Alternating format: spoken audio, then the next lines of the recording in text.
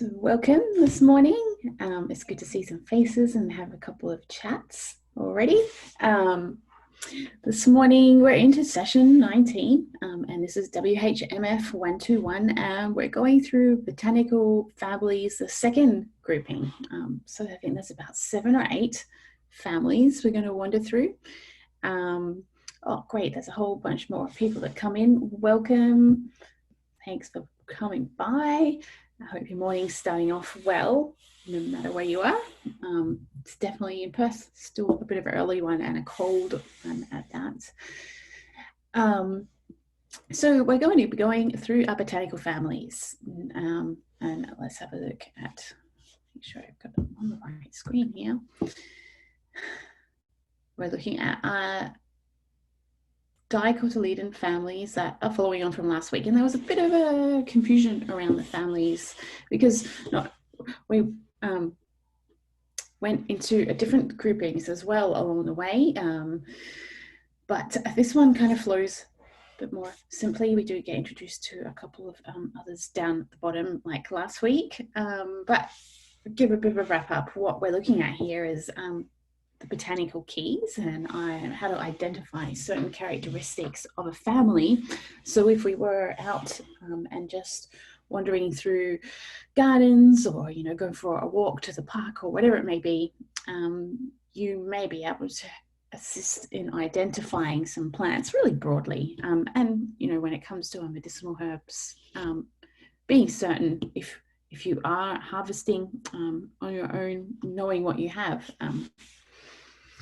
And so I thought, I'm going to flag this at the beginning. It might be interesting today if any of the families that come up. So if you have a plant in any a pressing that you're doing in any of these families, pardon me, or even if you're using different, whatever you're using in your manufacturing project, if you have any of them, I'm probably going to do a shout out and let me know. And I think it'd be really good practice then to try and classify it, even if you can get your pressing out, if you have it done, and look at these elements in front of you. I did go for a walk yesterday trying to find some flowering plants in these families, but given it's coming into autumn, it wasn't particularly fruitful.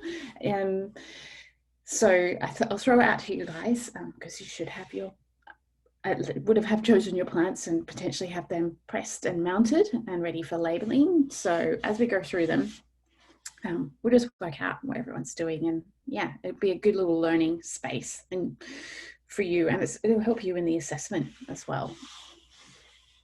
So there will be 6 families. That's good. I think there was 7. There's one little sneaky one in there, but the Asteraceae family, the Apiaceae, Ranunculaceae, Brassiaceae, so they're your brassicas, Myrtaceae family, which is typically your eucalyptus, and your Papaveraceae family. So that gets into the land of poppy. So I think it looks like it's a pretty long lecture today, and it's lots of me talking at you. So I'm going to try and make it as participatory as we can. And that's why I'm like, if you've got a plant, if you're happy to share your screen and hold the plant up, amazing. I can put you up as a view. And obviously I can talk, we can talk through it. And if you just bumped in, welcome to Monday. I think there's 5 weeks left of the semester. So everything's going well where you are. And let's jump straight into it. As I said, it's a little bit of me talking at you today. So jump in, any questions. We'll make sure we get enough breaks. Flag me if I go over the 40 minutes or so, and make sure we get the breaks in. So we're going to jump straight into the Asteraceae family. And this is a really common herbal family. You'll find a lot of the herbs that we use will come from the Asteraceae family. One next week, Lamiaceae as well. They seem to pool in certain places. So as we can see, it's where we've got our kingdom, division, class, order, and family. This one has a few sub-families as well. As we can see, it's nearly 33,000 species. So very broad. And it's good to know, it's important to note that it was previously known as the Compositae, or more of a common name, daisy family. So if you do see this in any of your texts, know that that has been updated to Asteraceae. And so three of these subfamilies with herbs, medicinal plants in the Asteroideae.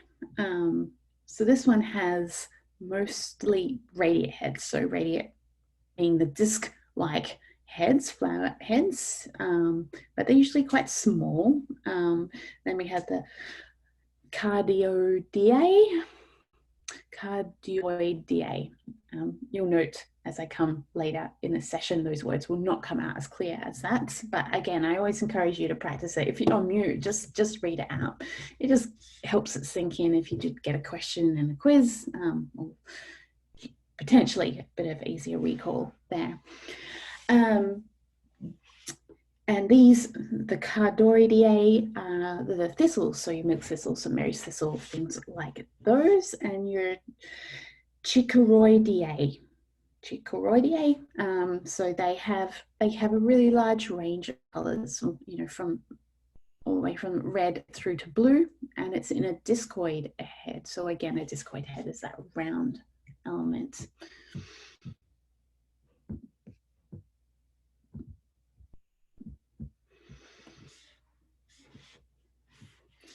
So typically, when we're looking at this name, Compositae, was the old name for Asteraceae, was really speaking to the flowers as composite flowers. So we'll come across it later on, but you'll see in the middle of the flower, often there will be these are petals and these are petals. So it's a composite of flowers. So just a little anchoring into that, even though that name is no longer relevant, it's Asteraceae.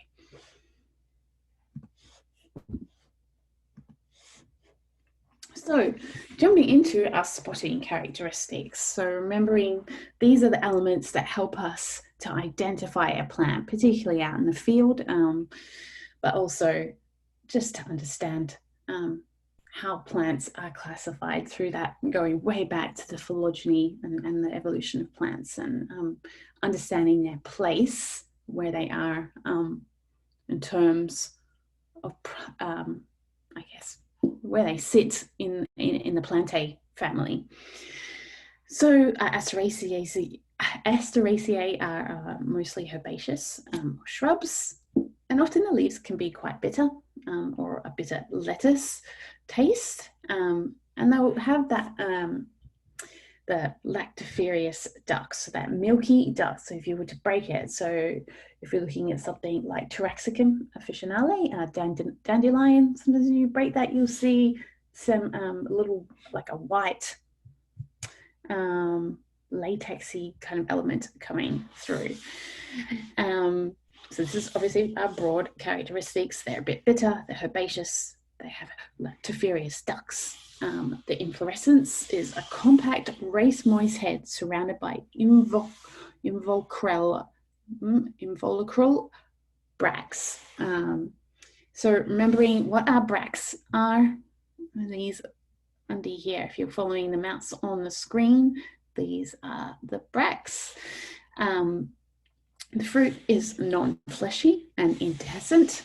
So we know that indehiscent, the fruit does not open voluntarily. So it's typically needing some kind of predation or some kind of other external elements to help the fruit open. And it can also be in a cypsella. So that's meaning it's small and dry, and comes from an inferior ovary as opposed to a achene, which is a superior. This is a little bit of revision along the way through here. And so these plants, as we see, really common, 33,000 almost species. I would probably suggest it's close to that. And they are really adaptable. And this is why you can see, a theme like, dandelion in particular, where it will just grow from cracks in the sidewalk and things like that. So very adaptable.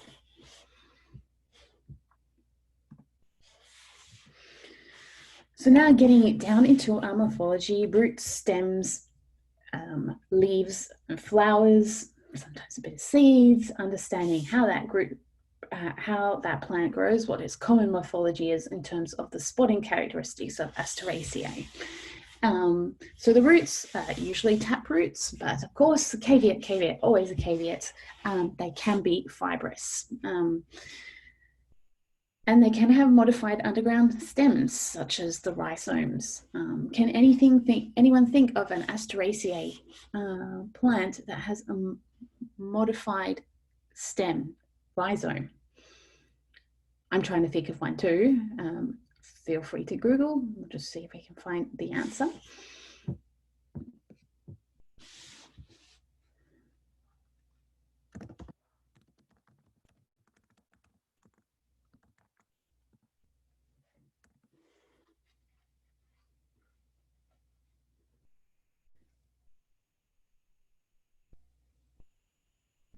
How are we going?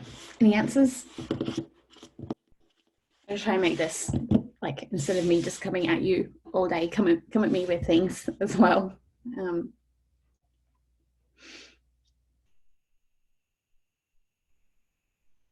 I'll hold the awkward silence for about another 10 seconds. Just having a look, I can't see anything. Brilliant.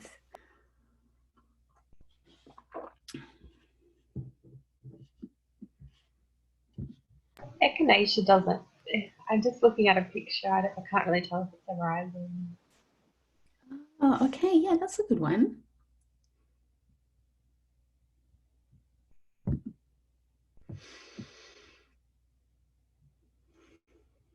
not sure of Solidago, Celeste.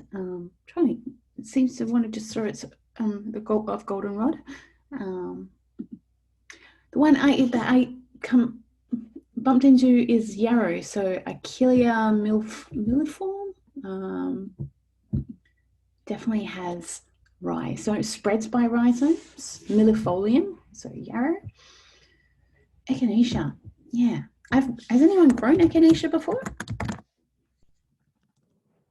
No. Done it once before, and it has like an absolutely brilliant flower. It was that bright pink flower, and then I got impatient. I really wanted to see what was happening, so I dug it up, and it did have a nice solid root there, but I should have left it to grow a little longer.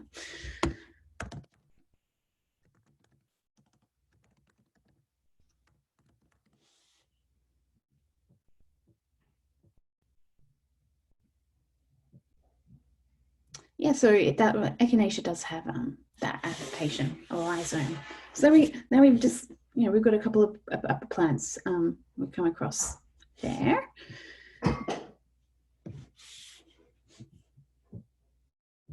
So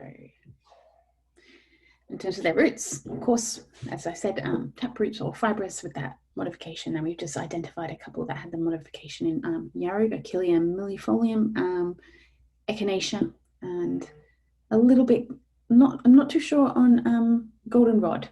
We'll have to, did you have any luck with that, Celeste? Getting to the bottom? So then looking at our stems, as we know, they're herbaceous. They can be and branched stems, cylindrical, and this is where we get that latex or resinous, so that lactiferous kind of elements are coming through. So with a hollow stem, and milk thistle is probably the best example of this as well. And they also may have really fine glandular hairs on the stems. They will generally grow upwards or erect, but they can grow prostrate across the ground. And so particularly with rhizomes as a way for the plants to proliferate as a stem and adapt to their environments. So again, knowing there's a few different choices along the way. And some species will have fleshy or woody underground stems. So this is these rhizomes. And it's all about the ability to adapt to the environment. And as we know, these ones are very much ready to grow in any kind of crack. Any little bit of water will typically, these plants will take advantage of. So the picture we've got here is chicory, Chicorium initibus.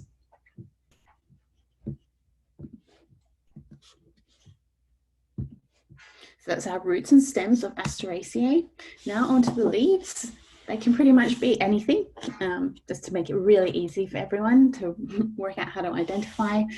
They might have hairs, or thorns, or leaves. Leaves will likely to have some kind of that latexy resinous element. Alternate, opposite, or world in their form, and they may be simple, deeply low in size. It's really, if you can think of what a leaf shape is, probably going to be covered in this family. And you're just always going to keep coming back to dandelion, where you get that, the teeth like the incisors kind of one. Does anyone remember the botanical name of that kind of leaf shape?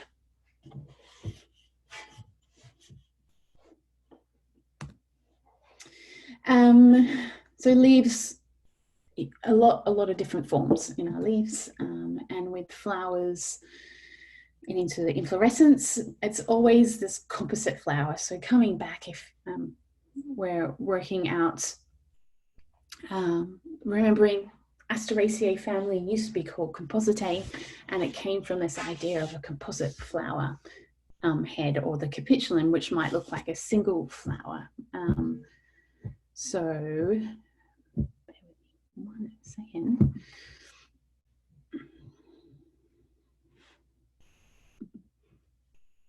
So, in this composite of flowers is the disc. I think there's actually a photo. It comes up further along, so I won't stick too hard there. And the capitulum is made up of a compact raised moist head surrounded by those involucral bracts that might look like simple sepals, so that green element. Does anyone come across the word liguliform? Inflorescence may be liguliform, radiate, obviously circular, or discoid, more flat. So these are the really typical characteristics of the inflorescence and how they will present themselves. So a liguliform is, it's called their lugate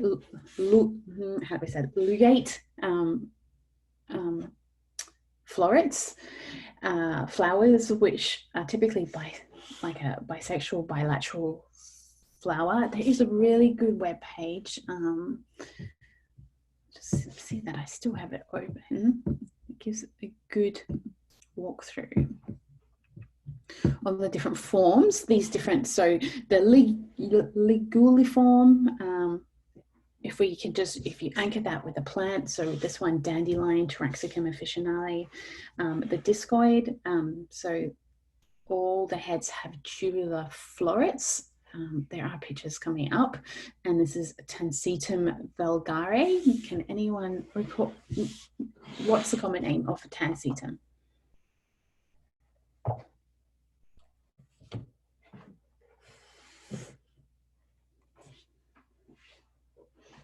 Great, feverfew. Well done, Paula. And radiate heads, so these have the central tubular florets that are in a disc, and then they have that ligulate form in the outer florets. So it's, bear with me 1 second, I have one small example.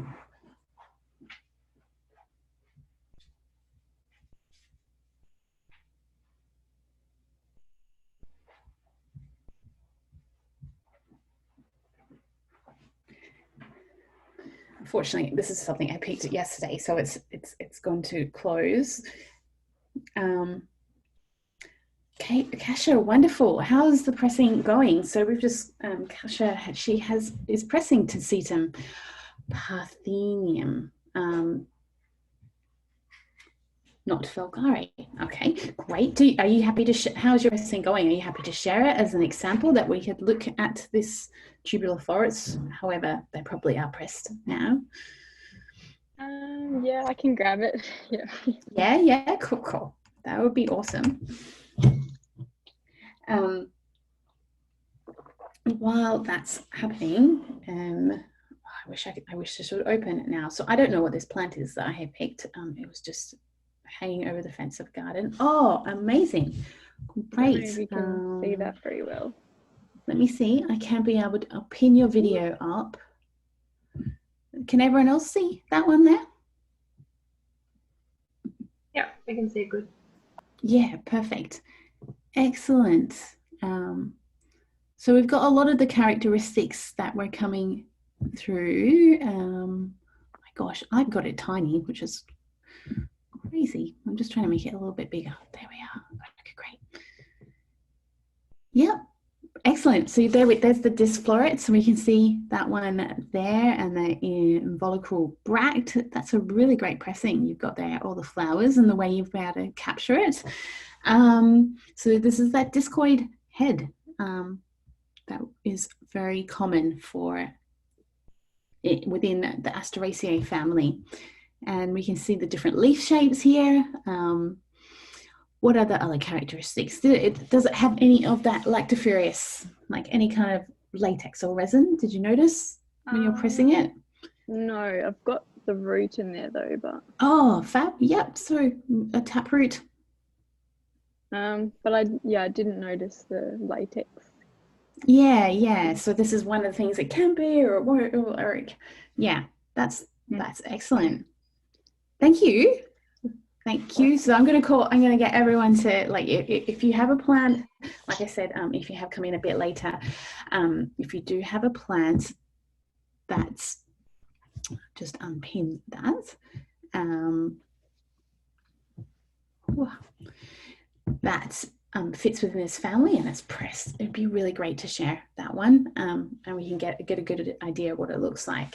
So thank you so much, Keisha. So there we had our discoid and then our radiate heads. I'm pretty certain there's a photo. I wrote a note to say don't stick on this page and talk to words, go to the picture. With our radiate heads, what we're looking at there is Matricaria recutita. Anyone press that one and give me the common name? That's chamomile. Chamomile, perfect. Yeah. But I pressed that last year. Oh, okay. Yeah. I've got an image of it somewhere, but I don't have it with me. Oh, okay. Well, if you come up with an image, let me know. It'd be a great little share later on. So looking at the flowers, it's a composite flower, which has like different things coming together that might look like a singular flower, but it's got little parts that come together, and these can then be broken down into this liguliform, I cannot say that word, liguliform, radiate, or discoid. Let's see if there is photos. Great. So this is an example of our dandelion, Taraxacum officinale. Has anyone pressed a dandelion? It's usually a pretty common one. And so we can see here, they have these things called ligulate florets. So I do have a little bit of information on that. Ooh.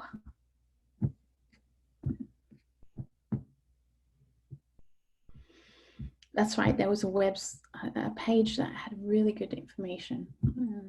Where is it? I'll find it and I'll pop it into the chat. Yeah, lavender's pretty finicky to get in. Oh, check it. Look, really happy for you, Sarah, to send me a photo of it. I can let you know whether you have to worry about pressing again or whatnot. But if you want, just send a photo through to my email. I'll let you know whether it's a bit too much turned or if it's still good to go. oh, here's the page. So I'm just going to put this up here in the chat. So this is the different Asteraceae terms. So this is liguliform heads that will have ligulate florets, and if you follow that link, it'll give you the bit of a definition of what the ligulate means. And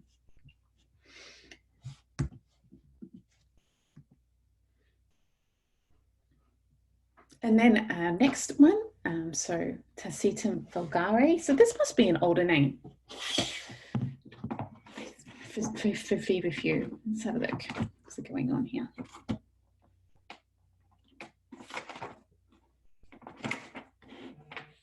You got tansy. Okay.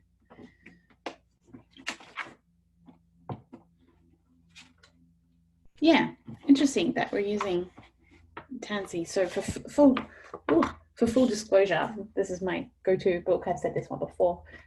This is where I go to when I'm trying to make sure I've got the right names. Obviously, we can't reference that in our assessments, but still, great little handbook. Yeah. Anyway, the discoid heads are similar. Obviously, it's Tansetum. It's the same family, genus. Apologies. So it's going to have those commonalities of the disc-shaped heads with these tubular florets. And I think there is another photo, or we can kind of see, like, this is one of the florets that's coming in. So it's just one of those. So it's multiple flowers on the head capitulum. Oh, which little handbook is that? This book. I'll hold it up again and then I'll also write it in. This one's pretty tricky to get your hands on now. Phytotherapy desk reference. I think they were looking to publish it. It's just taking a little while. So I'll just write that in while I'm here. Phytotherapy desk reference.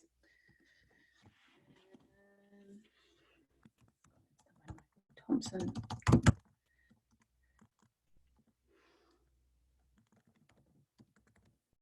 It's really important to remember we cannot reference with these guys, these books here. They're just something as you get into clinic will be a little bad. If they fit into a pocket, it'd be brilliant, but still they're pretty small to be able to carry around, take into consults. All right.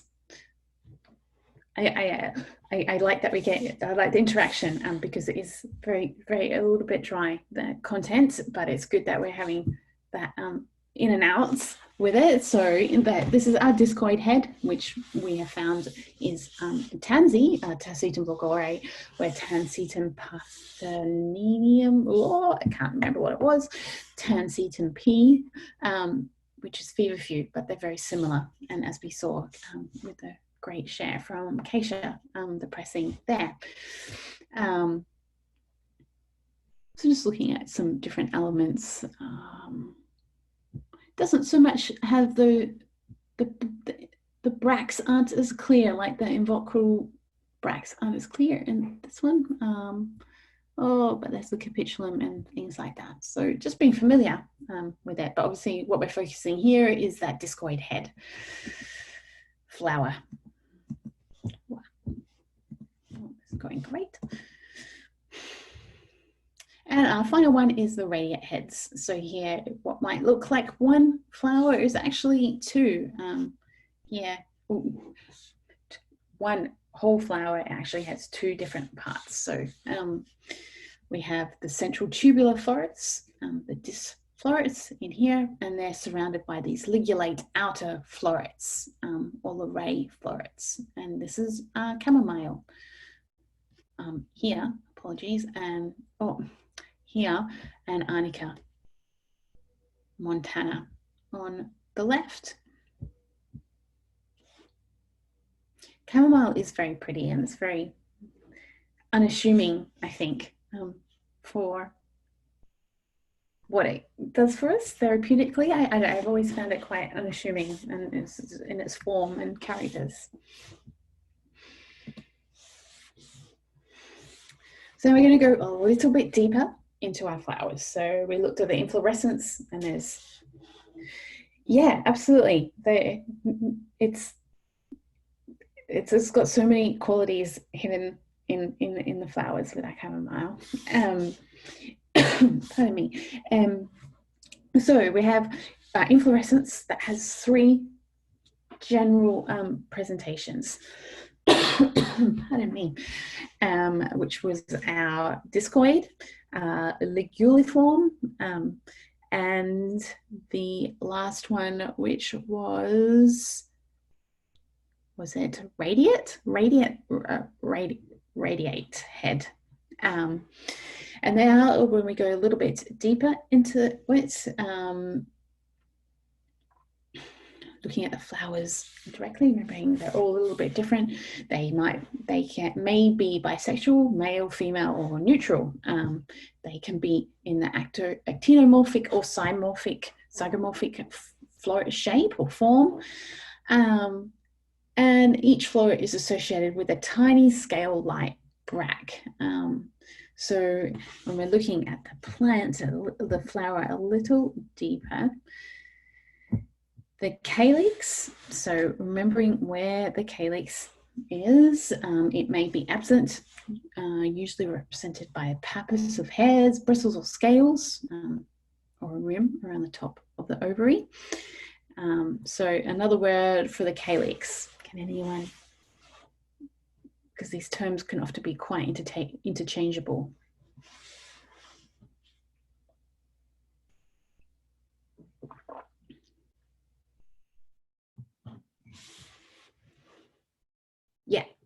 Yeah, thanks, Emma. So the calyx is also the sepal. This is remembering, particularly when it comes to quizzes or any kind of formal, when you're writing this down, to use the botanical terms. That's very important to focus in on that. But and in your assessments, always using the botanical terms before the more common language around it, in terms such as calyx, which is sepal, corolla, petal, and onwards. So the corolla or the petal will have 5 aconate petals. And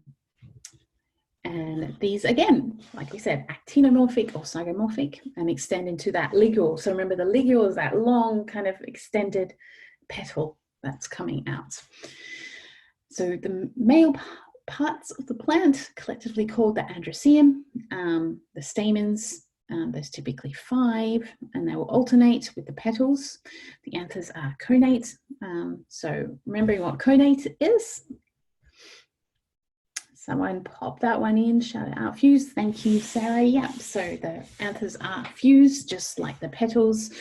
The filaments are usually short in relation to the anthers and free. And then we go to the female part of the plant, the gynoecium, with the ovary. It has a syncarpous ovary of 2 carpels, 1 ovule, and a single loculus.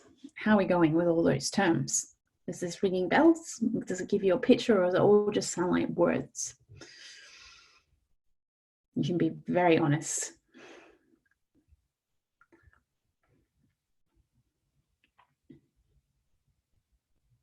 Yeah, good. Yeah, it is. We're getting a bit of feedback. Remember bits of it, not all, but they say, oh, that's, yeah. So it does take a bit of practice to get familiar with these parts. And it's something like I will even keep a diagram of the plants, of what a flower looks like, a labeled one, just to keep it really familiar. It is a lot of info that's coming through. So I think, as last week, it's just about trying to anchor in on what that plant family typically will look like. If you were to walk past and be like, oh, that flower is a disc flower. They're small, there's multiple, there's those involucral bracts, maybe that's Asteraceae. So it's just trying to pull out these key parts. And so at the end, even though there isn't a toot, I think we'll make a bit of time and do similar to last week. So please do stay. It is really helpful when we just pop into breakout rooms, and it's 10 minutes and you get a good idea of how to fill out that chart. And that's really going to be essentially what will be the best practice coming into the quiz, and a good recall for what chart? Sorry, what chart? It's the chart from last week. Don't worry, I'll show you after. It's at the end of the tutorial last week when we went through and you filled out certain parts of the family where we looked at the inflorescence and certain key characteristics that may be associated with that family. It's interesting that these families seem a bit more familiar than last week. I would agree. Yeah. There was a couple that stood out, and even in next week we get into Laniaceae and whatnot. So, yeah. Brilliant. Thank you, Sarah. Also, so Solidago goldenrod, it does have rhizomes, and that's just up ahead. I always get stuck on pages and start talking to myself too much. So do flag me if I do that. Right, so it's a syncarpous ovary.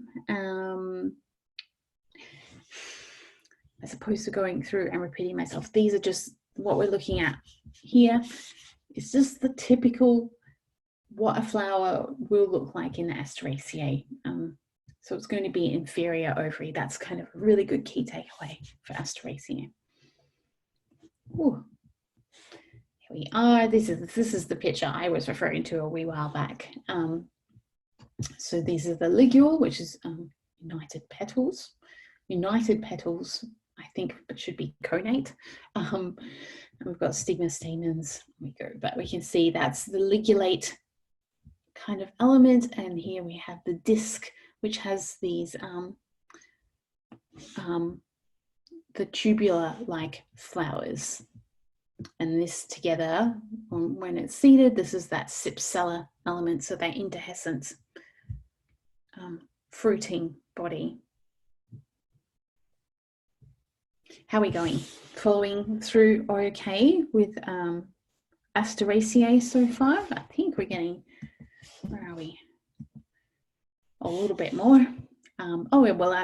Medicinal plants. So this is the part that you can really, it does seem very abstract, the information. It's like, great, this is Asteraceae. There's a lot of things happening for this plant family. How on earth am I going to remember it? If you can pick out a plant and have an idea of its form and what its flowers look like, what its growth form is, it can really help anchor. If the question did come up, what's Asteraceae? You could be like, oh, hang on. I know dandelion, and I can picture what that looks like. And then you can be able to describe it as best you can from that point. So in terms of these, remember so not only do we have 3 different types of flowers, there's 3 different subfamilies which are important in herbal medicine. So that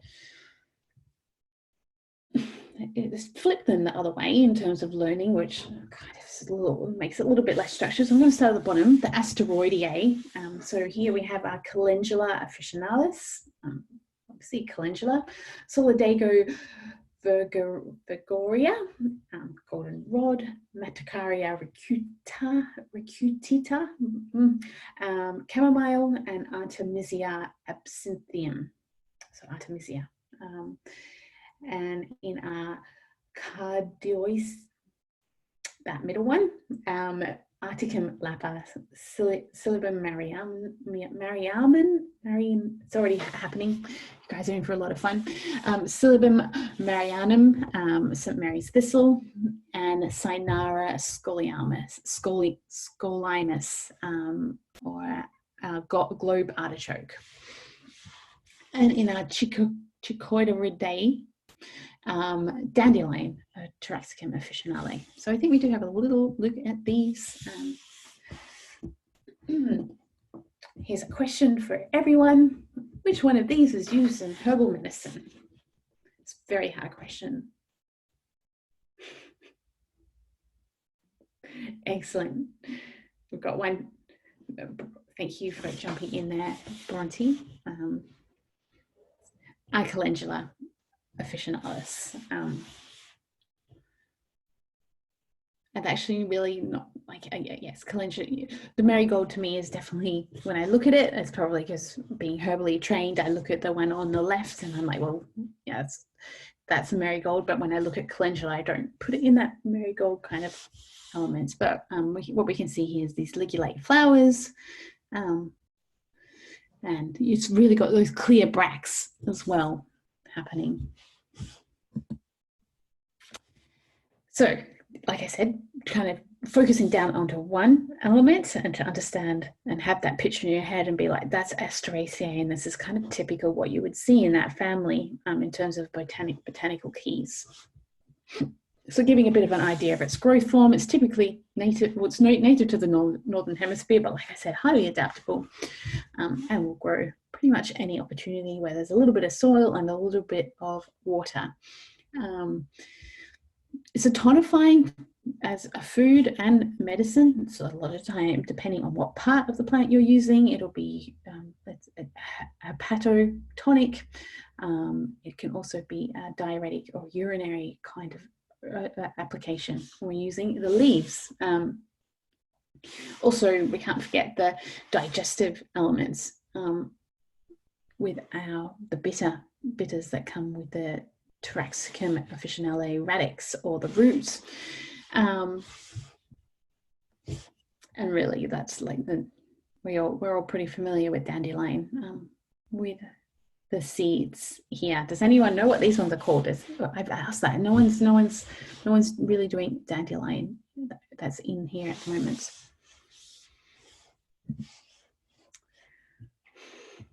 So this is the big takeaway, these involucral bracts and a hollow receptacle and an actinomorphic flower. That's, again, it can be actinomorphic or zygomorphic. So when it comes to Asteraceae, it's not really a really defining element.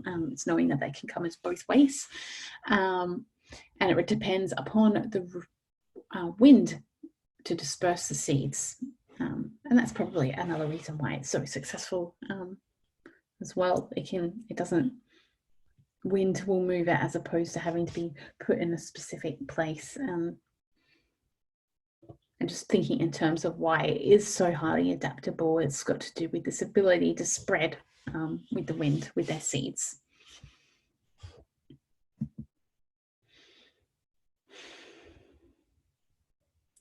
So here's a good little takeaway here. Note the ligulate florets, which are characteristic of flowers in this family. So these ligulate florets.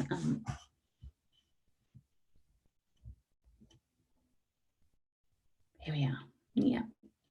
And so there's a ligule going out this way, and then you have this tubular, well, that's the outer tube, but they're involucral bracts.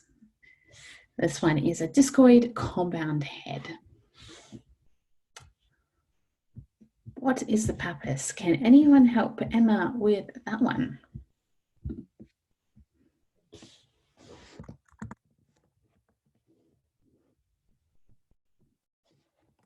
We went through this, I think it was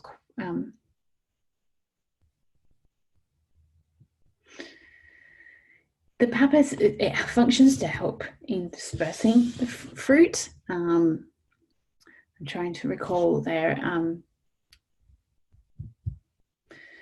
It helps particularly as it's, because when we're looking here at the ovary and the seed, this is going to help it be dispersed through the wind, I believe. And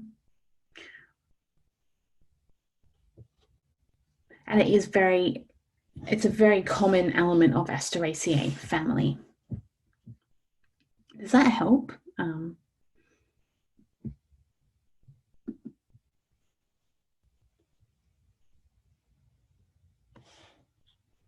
Yeah, it's a modification to help with seed dispersal. Yeah, perfect.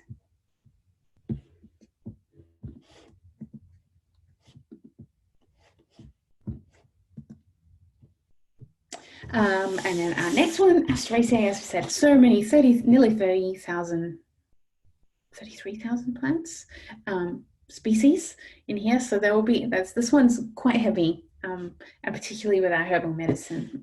So Silybum marianum, or St. Mary's thistle or milk thistle, goes by a few different common names. Has anyone grown this one themselves, or has anyone got their hands on it to press it?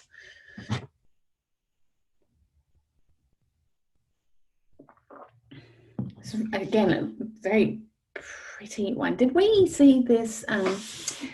If you had a chance to look at the, I will get there, when we went on the virtual tour, or like the live tour at Bastyr University, I think they did show us St Mary's Thistle. So if you get a chance, like I said, it's 12 minutes. It's pretty unique. We'll wander through. No worries, Gillian. Welcome to the morning. But yeah, if you do get a chance, jump on there. They do. Oh my goodness. I've forgotten the ladies. The person who took us through. She's got a last name that starts with, that is a flower. Dr. Daisy.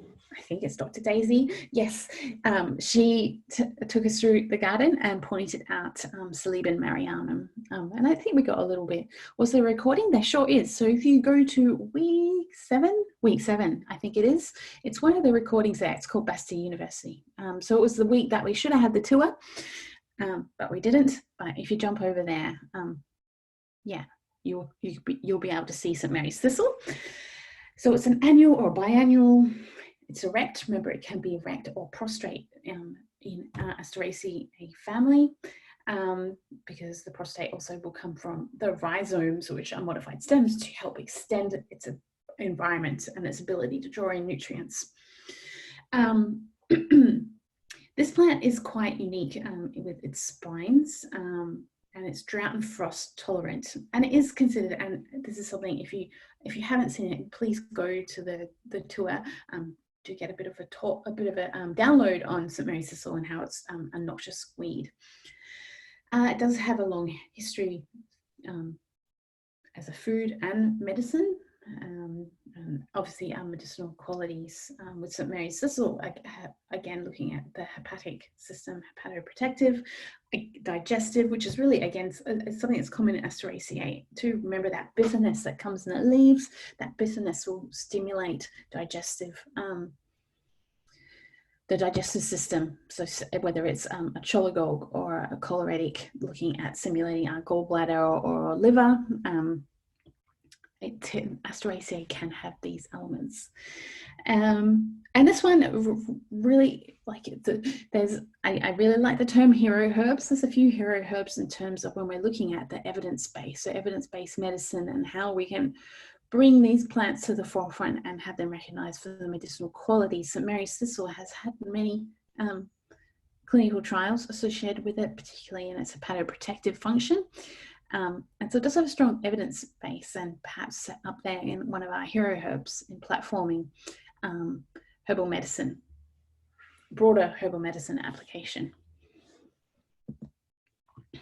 And this is goldenrod, so thank you, Celeste, you brought that one up earlier, and we know that it has modified stems in rhizomes. This is a herbaceous perennial plant, and this has these branching underground stolons or rhizomes. The leaves, it didn't go too much into that in the broader morphology element, but they're alternate and sessile. So remembering, what is sessile? Because can anyone update me on sessile? Great, thanks, Keisha. No PTO, perfect.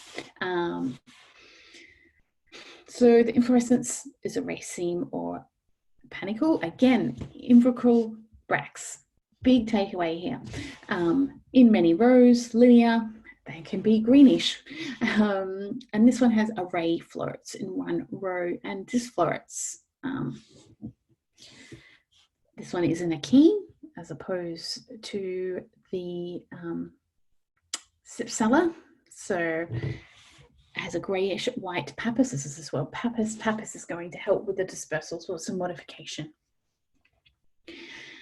When we're looking at goldenrod, we're using the stems and leaves. So the aerial parts, medicinally, it's slightly aromatic when dry, little tiny, small takeaways. And typically goldenrod's going to be diuretic. It's going to have anti-inflammatory actions, anti-catarrhal, diaphoretic, carminative. This is also something a bit common amongst some of our Asteraceae family, and an antiseptic quality.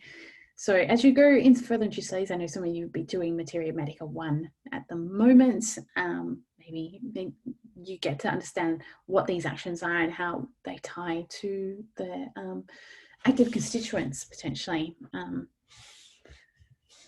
So this is all just very foundational elements and getting into the real tangible parts of the plant so we can see and go, oh yes, it's got this leaf and it's got this stem, therefore it's an Asteraceae and it might have these actions. And then we hit the Apiaceae family. And on that note, I think what we will do is take a break. It is 10 to the hour or 20 past if you're in Adelaide. So let's take 10 minutes. I'll see you back here just after the hour or the half hour.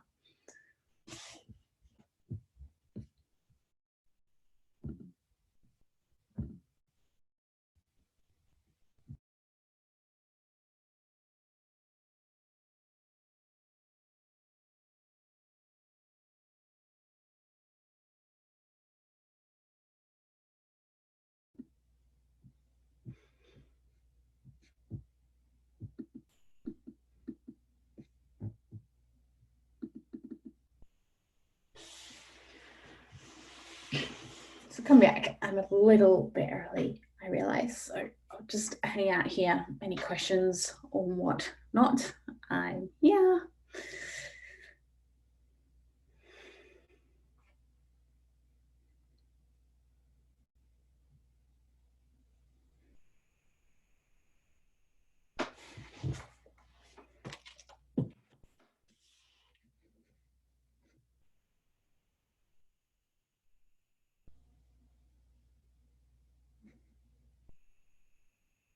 Oh, thanks for that update, Gillian. I missed that the phytotherapy desk reference edition 5 will be published later in 2020. Perfect. Get your hands on it for sure.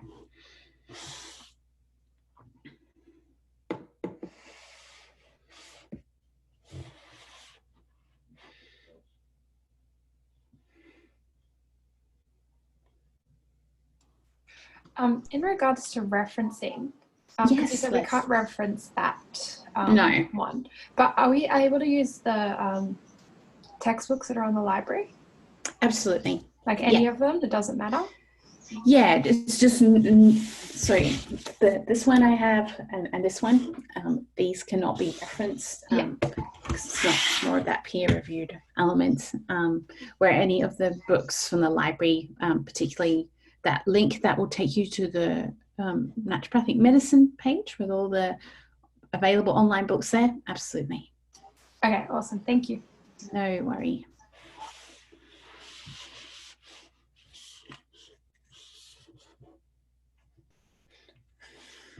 Okay, I think that we might roll on to the next one. There's 70 odd slides, so we've got 50 or so to get through and hopefully get a little bit of time to break out into those rooms, which again, I will strongly encourage you to hang out and join those ones. Yes, I've got a question. If you're using the technical terms, won't our Turnitin score be high? You mean the botanical terms in your project? It wouldn't be high. It's just whether that's been used before in your any other assessments. I wouldn't expect it to be flagged at a high level. The issue is when something to note is between if you're using the same plants for your botany project, then you'll use that again when you're manufacturing. That can cause an issue with Turnitin. So that's something to be mindful of. But I think, there is a human aspect that if we can see what's going on, there will be potentially some way to move around that.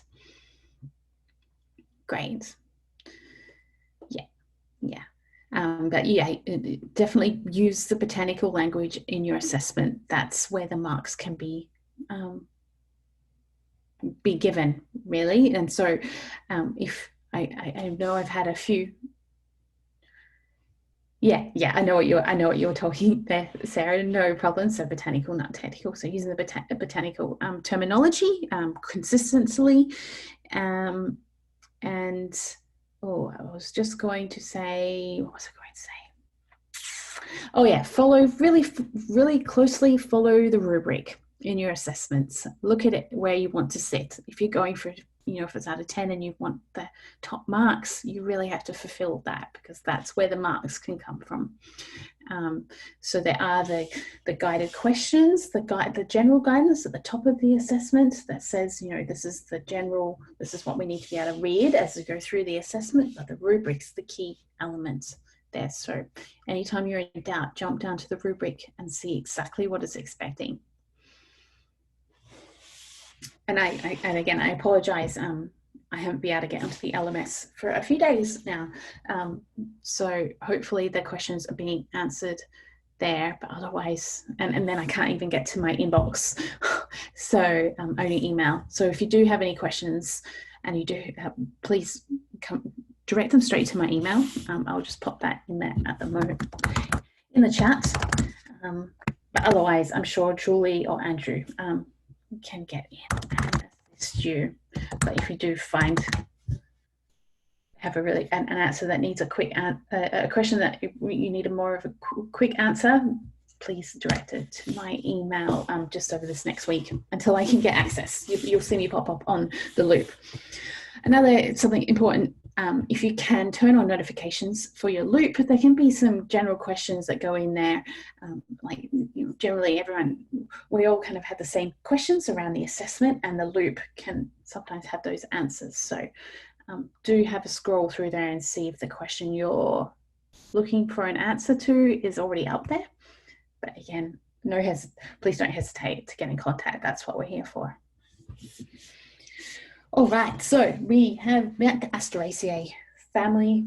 We will go through and pull out some certain bits in a quick little 15-minute shoot at the end. But now we're moving on to our Apiaceae family.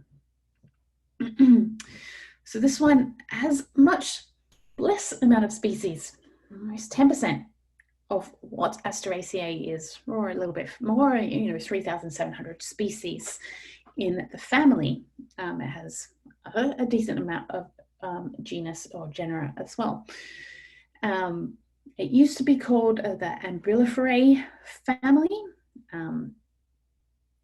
and it seems like a lot of previous families would be looking at the growth form of what it looks like. So in this one, the Ambuliferae family, which is now updated to Apiaceae, Ambuliferae is maybe because the flowers have a really pronounced petiole and almost like an umbrella thing on it.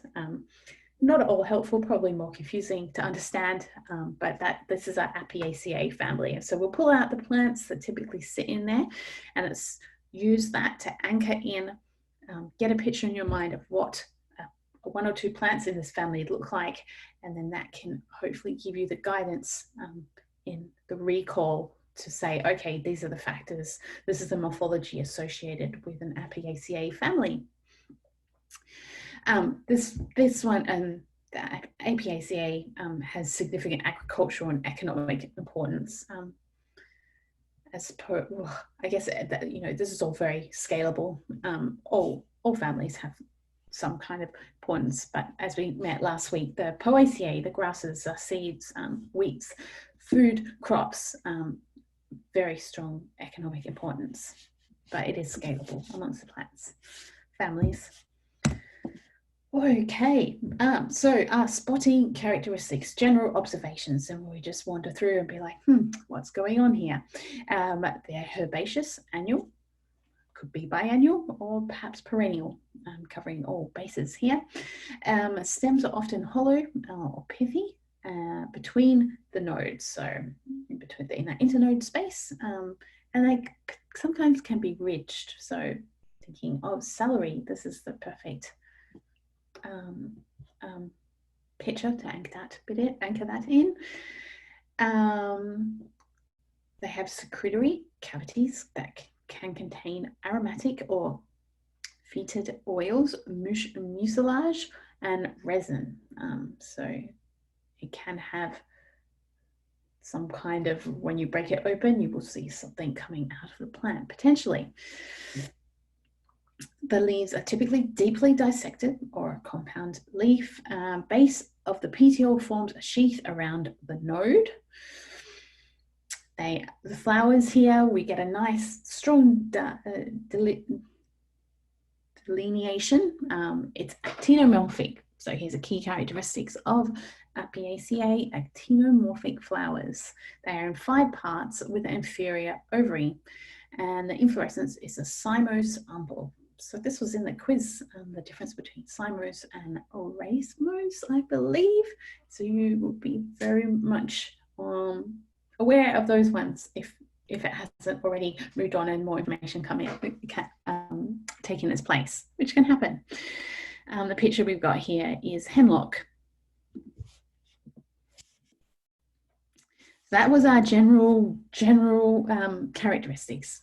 Looking at the plant, be like, well, it's kind of this is what it looks like. But then when we get a little bit more focused and going through roots, stems, leaves, flowers, this is what we come up with. It's a taproot. So we've got some strong characters here. The flower is actinomorphic with the root is a taproot. The stems, as we noted before, they have ridged outer surface and they can be hollow or pithy between the distinctive nodes. The leaves are alternate without stipules, except for a couple of plants. So this is a centella. And if you do feel like sharing your centella, please do. If we're in class, it would be the same thing. So if you feel comfortable, otherwise send me an email. I'll let you know how you're going with your centella. So typically they're alternate without stipules, pinnately compound, often feathery and fern-like. This is when I think of Apiaceae. It's that feathery kind of leaf, very fine. They can be petiolite or sessile. So there we are, having a little bit of ambiguity there. Aromatic. There's a strong association with this, with the leaves and Apiaceae, and the sheathing petiole that wraps around the stem and perhaps enclose the node. So here are some examples. So we have our Apium graveolens up here, and the centella Asiatic. So we've seen those umbel and compound umbel-like flowers. And then there'll be solitary flowers or heads. Bracts may be present in a whorl at the base of a cymose umbel, but unless there's not going to be that involucral bracts that we know with the Asteraceae. So it's almost now you can start comparing these plants and pulling out things like, okay, it's got an involucral bract and has a very common presentation. It's likely this is not Apiaceae, or like there's a fineness or a fern-like element to the leaves, and they're highly aromatic and less bitter. It's probably Apiaceae as opposed to Asteraceae.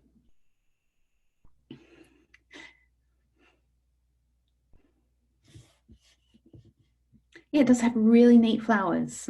This the way they're organized, and they're really small flowers as well. So these are inflorescence. So we looked at stems, roots. Root is a very big takeaway, and now going a bit more in terms of classifying the plant. Did I say root? Stems. Oh, excuse me, why I just get confused. The flower is a very big takeaway. That actinomorphic and the taproots.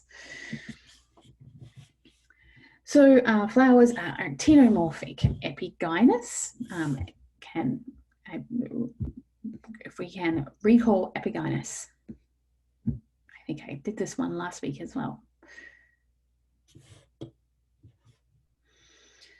So we have a superior, the one that sits in the middle, and then inferior. And then epigynous is feel free to unmute. Brilliant, thanks, Gillian, Rebecca. Inferior. perfect. And they're usually small, so this is another characteristic to be mindful of. Sometimes ataflorets are enlarged, sterile, acting only as insect guides. So this is something we did when we went through the flowers. We looked at these different adaptations, and being angiosperms of Magnoliophyta are flowering plants. This is these specific adaptations. It's having that interaction with animals to encourage fertilization. So the plants adapt to support their phylogeny going forward by encouraging more animals to visit. Unfortunately, of course, this has to have a slight caveat here.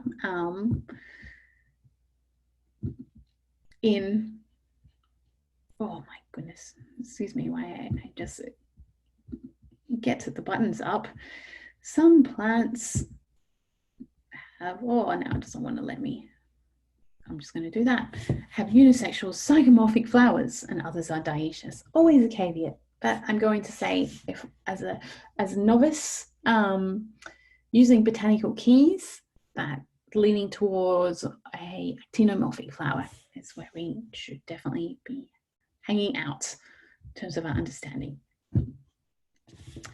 So the calyx, going back, it is really helpful if you do have a diagram of a plant in front of you while going back through this part of the morphology, the flowers. So the calyx member is the sepal. Oh, there we go, 5 sepals, very small and scale-like, or can be very small, scale-like, or even absent, and they may be free or fused. So again, ambiguous. Maybe there, might not. If they are, there'll be 5. So that's takeaway.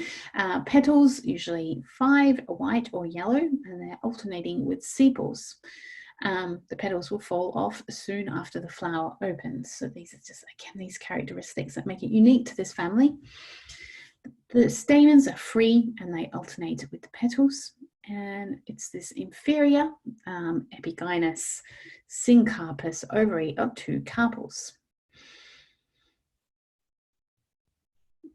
These are things, you know, you'll be able to identify whether it's epigynous, perigynous, or hypogynous, but then you'd have to then do a transfer section to see exactly what's going on in that plant if you're using this element as the botanical key. So it might be a good time just to revisit. So our botanical keys is where you have the 2 options, and you know, it's option A or option B. And so we did walk through one last week. And if you choose option A, then it'll drop down into 2 more options, and you just keep breaking it down until you finally get down into your genus and species. And hopefully you can navigate around that without having to get a flower open and understand it. But that is just saying that this is a way to classify plants.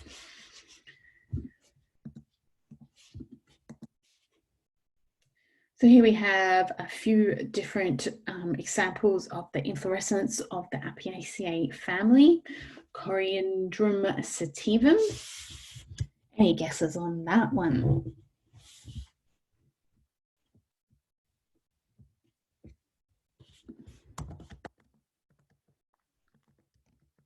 I did think coriander just as a first, yeah, great. It's definitely not anything that I've come across to be familiar with botanic, like in herbal medicine. Obviously, it's a food, it's more of a food as medicine plant, I guess. General supportive diets, and then we have our carrot, wild carrot, and Angelica, Angelica. So we can see there's a little bit of difference in the flowers here. Looks like this has got a whole bunch of different flies hanging up on it. This is probably what I would say, like these are your more classic inflorescence, what you would expect to see. And this one definitely stands out as a little bit different.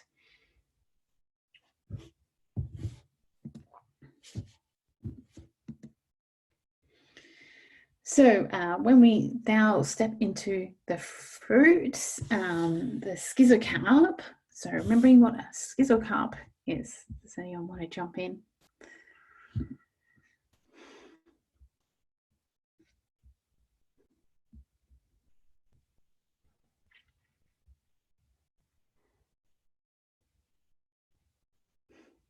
So schizocarp, oh, now yes, it splits. It's where the seed will split open.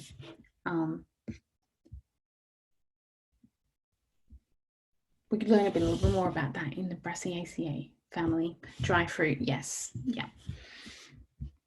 So it's an interhescent dry fruit, and it breaks into what is called mericarps, which then have one seed. Each contain one seed. The fruit might be glabrous, hairy, spiny, or ridged. And again, this is to help with its dispersal. So it might grab onto something. It might be, whether that's an animal fur that it will capture, or if it's humans walking, or if we're walking through and it catches onto pant or shoe legs. It's just about helping to disperse the seed out with the fruit.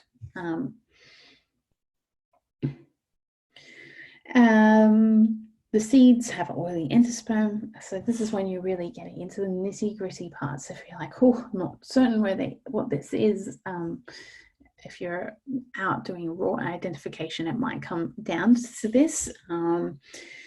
So the seeds of Apiaceae contain relatively large amounts of living endosperm, which completely encircles the embryo located in the micropylar end of the seed. So lots of technical botanical terminology there. The seeds, I think what we need to know is it does have quite the proportion of endosperm to seed is quite large.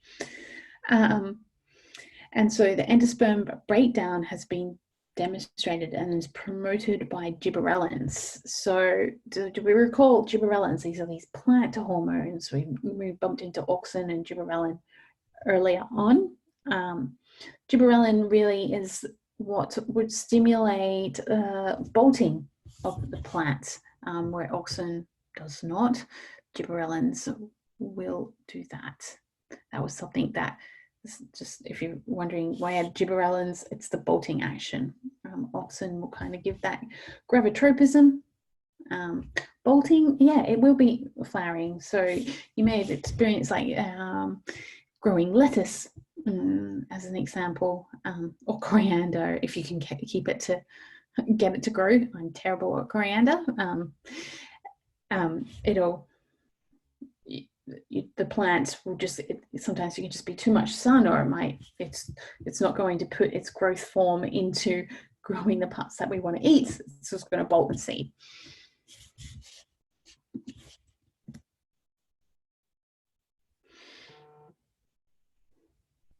So our medicinal plants, that was, compared to Asteraceae, which is a very large family, there was a lot to learn in there. Apiaceae, smaller, so we just have those key takeaways. And like I said, we'll go through and split up and get a bit of a download on those later. But however, just because it's smaller doesn't mean it doesn't have as much medical importance. So here is a list of all our different plants that sit within Apiaceae family: Bliplurum, Felcatum, Centella asiatica,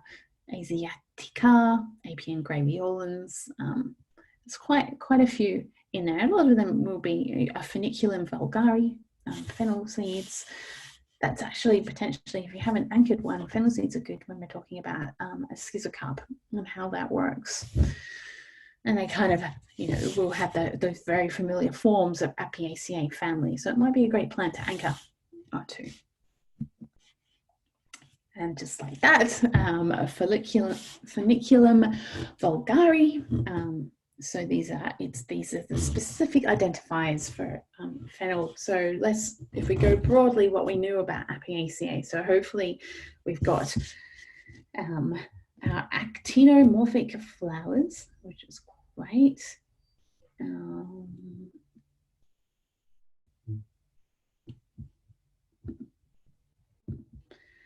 So we've got hopefully this is, yes, actinomorphic flowers. Great, we know that is something that's part of Apiaceae family. It's got a yellow inflorescence. I believe they were going to be yellow and white, unless I've got that mixed up with Asteraceae. Alternate feathery leaves without stipules, so alternate. A global spread again. Seeds can have an acrid or distinct flavour. Epigynous and 5 stamens. So these are some little takeaways to give you an idea of, so understanding how fennel, how Funiculum vulgare, part of that Apiaceae family, what their distinctive characteristics are, and what I've just underlined here are those broader Apiaceae characteristics, and then we've just drilled it down. It's going to have a schizocarp seed too. Medicinally, it's used as a carminative and stomatic. So, we know what those things are. I'm not going to, I won't keep divulging onto those, but Apiaceae will also have these a bit of common elements. Just have a question: what would we get something like this in the exam and have to identify what family it is? Well, I wish I could tell you. As I said, I don't see the exams or the quizzes to know what's in them.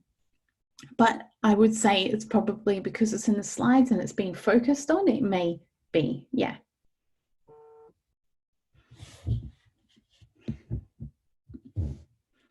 I will just clear that off. We can go to the next one. So that was our Apiaceae family. I think that was a really good point, Bronte. That probably is, that's likely that these questions will come up. It would say, here's this plant, and it will give you the botanical name, and it will say which family, it will give you the morphology of the characteristics, and then you may have to place it into the family. So just, again, broadly anchoring, picking a plant, anchoring it into a family, having those understanding of that characteristics will be a good way to study and get it familiar. So our next family, Ranunculaceae family. Smaller amount of species. Again, it's perennial plants. It's usually found in the cooler alpine and Arctic regions of the Northern Hemisphere. And they're actually considered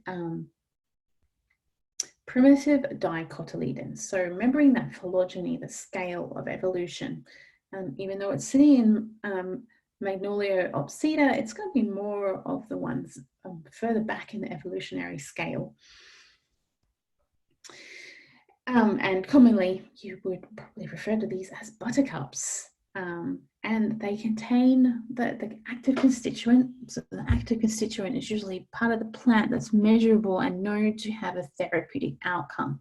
And in this case, it's the alkaloids. And so in this family, Ranunculaceae alkaloids are typical as an active constituent. And what we have here is Anemone pulsatilla. So this one is actually like a homeopathic, pulsatilla has quite a strong homeopathic application.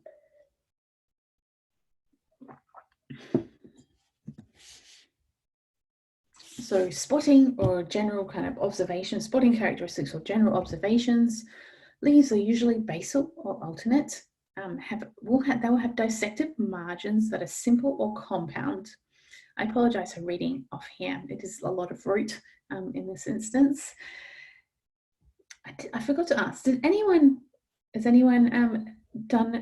pressed or plan to use this plant in manufacturing project, this family, a Ranunculaceae family? I will take silence as a negative, so I'll give it a couple of seconds. Great. Yeah. I think it's a little bit different to get, not as common as what I should potentially say. So petals may be absent and might be replaced by colourful sepals. The receptacle is dome-shaped and it has numerous free carpels attached.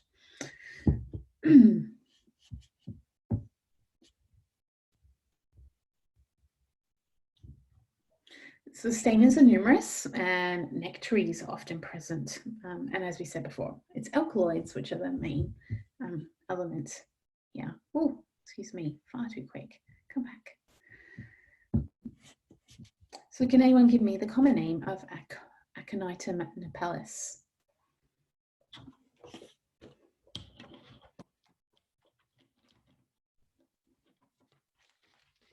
Aconite, yeah. I find that this family, it's not really commonly used. So it does really seem to sit a lot more in these plants, and it's particularly because of that high alkaloid content. Alkaloids are very strong therapeutic outcomes. So you have to really you have to be measured in its application. And when plants high in them, it can be a common place in homeopathy, as opposed to using it in typical herbal medicine. Western herbal medicine. Golden seal. So this is a great, has everyone come across golden seal or had an experience with it? Yeah, we've got a yeah. So you will get it tastes awful. It's not great, doesn't smell great, it'll stain your hands. You only need a tiny little bit. I think the dosing is something like maybe 10 mils. I'm going to, let me just confirm that. Oh, well, 15 to 30 mils per week, but still quite low. But doesn't taste great at all. So there's a good medicinal herb to get into this family. The leaves are usually basal, as we've seen. Alternate, they can climb, so that might be opposite in the climbers. We have gone across how its dissected bases can be sheathed. So the sheathing here is what we're seeing at this bit, if you're following the mouse. Typically it's a solitary flower, but it can vary. So again, there's an ambiguity around this. Just trying to have a look at what we can see in this picture here. I'm thinking this is, it's golden seal up here as well, I think.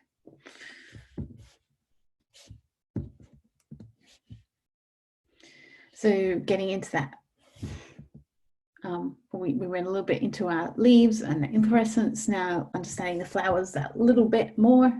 So going through calyx, corolla, androecium, gynoecium. They're bisexual, hypogynous, meaning a superior ovary, usually actinomorphic, sometimes zygomorphic. The flower parts are often spirally arranged, so the calyx will have 3 to many free sepals, so 3 or more sepals, and potentially green or coloured if there's no petals might mean it fits in this family. If it has the corolla, an absent corolla, or 3 to many petals, so again a very broad spectrum of what this plant may look like.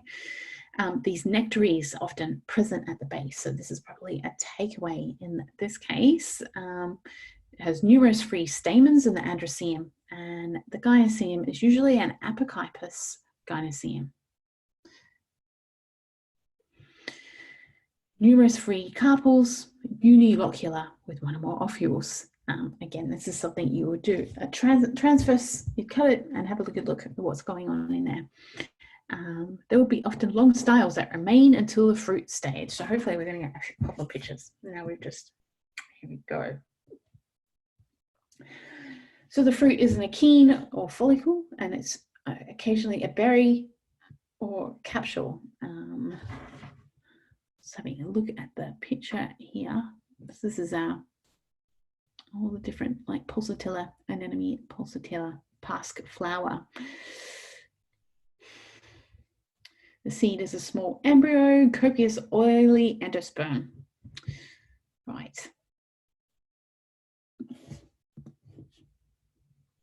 Here we are. This is probably a lot easier than looking at that black and white picture. So here we have our golden seal, a lesser celandine or a pilewort in ranunculus celandine, the past flower, anemone pulsatilla, and Actia or black cohosh, Actia race mice.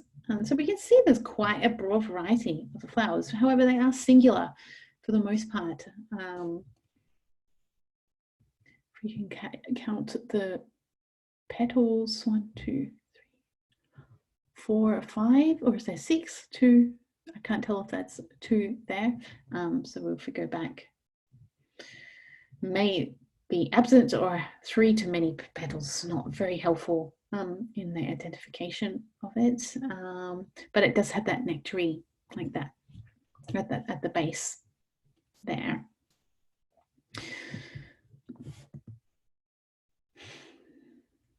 So looking at medicinal plants, Aconitum napellus and Anemone pulsatilla, or your past flower, more likely to be a bit more homeopathic in its application, where our black cohosh and Hydrastis canadensis and ranunculus celandine, greater celandine, lesser celandine, sorry, lesser celandine,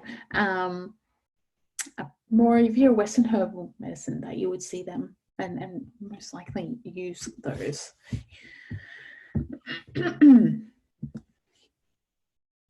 So here we are, wolfsbane or monkshood.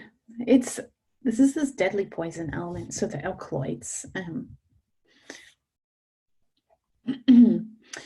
So we are not used in herbal medicine. This one has a zygomorphic flower. So this is one of the ones that's not quite typical of it, but again, it seems it's not something that we would come across herbally as so much, moving to different modalities in naturopathic medicine with homeopathy.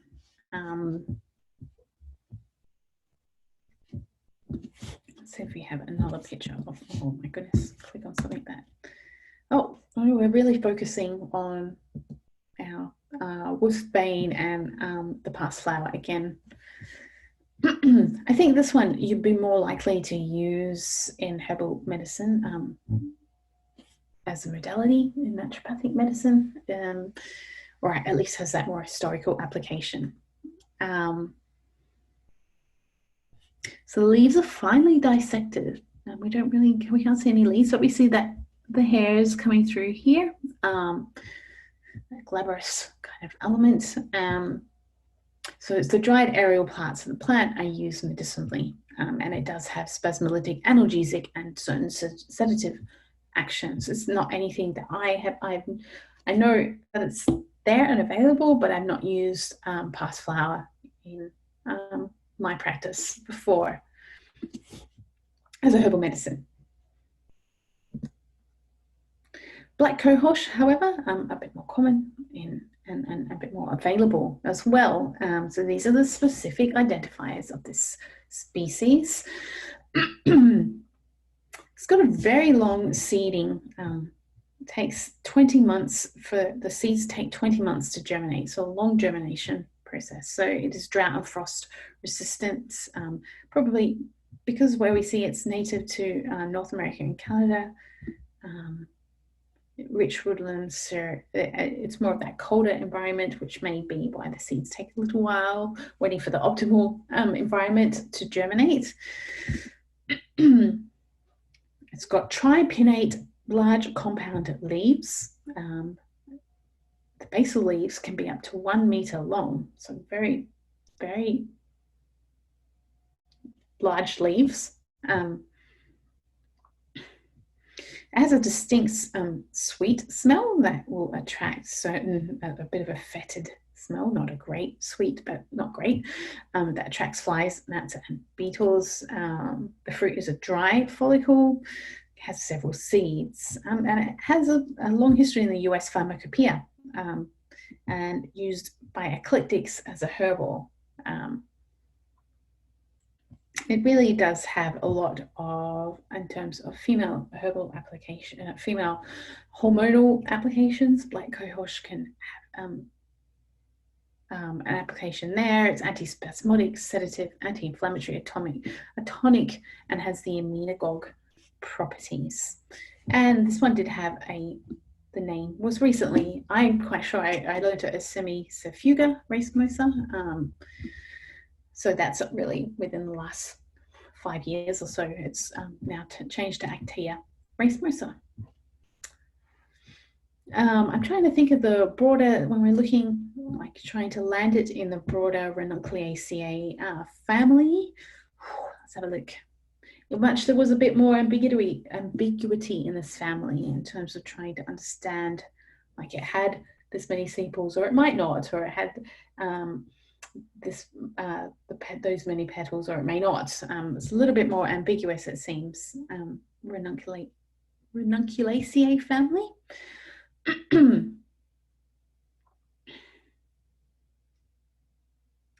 Can anyone think, so typically it's actinomorphic, that might be a takeaway here with it. The leaves will be usually basal or alternates. Solitary flowers is probably one of the things I would probably pick up. And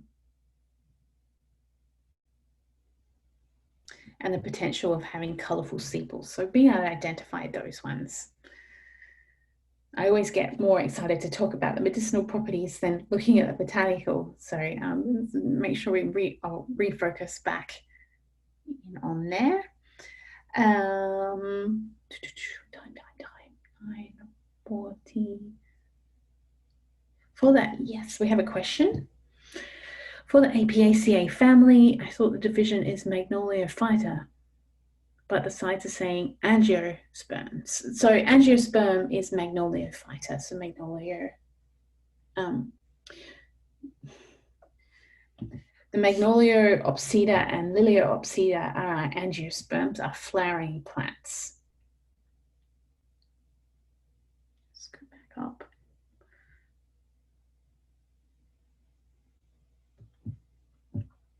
So division, Magnoliophyta, which is a flowering element, and then that breaks off into monocots and dicotyledons, Magnoliopsida and Liliopsida. Does that clarify that? They're interchangeable. So this is like, if we're talking more botanic, this is where you can get your botanical terminology, and then your more common terminology, just like plants will have their common names, St. Mary's thistle, but botanically it's Silebum marianum. So angiosperms are collective for our flowering plants of Magnoliophyta, which are then broken down again into dicotyledons, which can be called Magnoliopsida, or monocotyledons, which are called Liliopsida. So there's a lot, so many words are used interchangeably.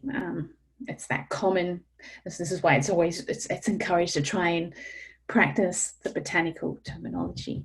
I remember when we were doing class in Brisbane, the students there would really drill down on, instead of calling it a monocotyledon and a dicotyledon, calling it from Liliopsida or Magnoliopsida. So focusing on that botanical terminology.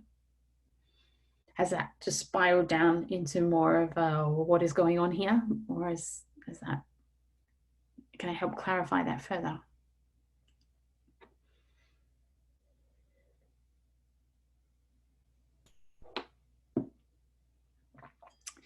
No, use the botanical wording, Sarah. So you would say Magnoliophyta, and the class then is yeah, great. Yeah, great. You're onto it. It is, yeah, that's, I think that's something, I think it's normal to be struggling with that, because this is where that's kind of the broader lesson, going, okay, let's really stick to the botanical terminology, because that's where the greater clarity is, because the word won't change. This is universal in terms of the way it's classified. So on that note, I think it might be time for another little break. We've got another 40 odd minutes again. So let me see where we're at. Pardon me one moment. So I think we've got a couple of more families to go to. So are you happy just with a 5-minute break, and then we can push through and hopefully wrap up. All right, 5 minutes. So it's 1:45. Yeah, perfect. Boil the kettle, get a warm cup of tea, and we'll be back here real soon.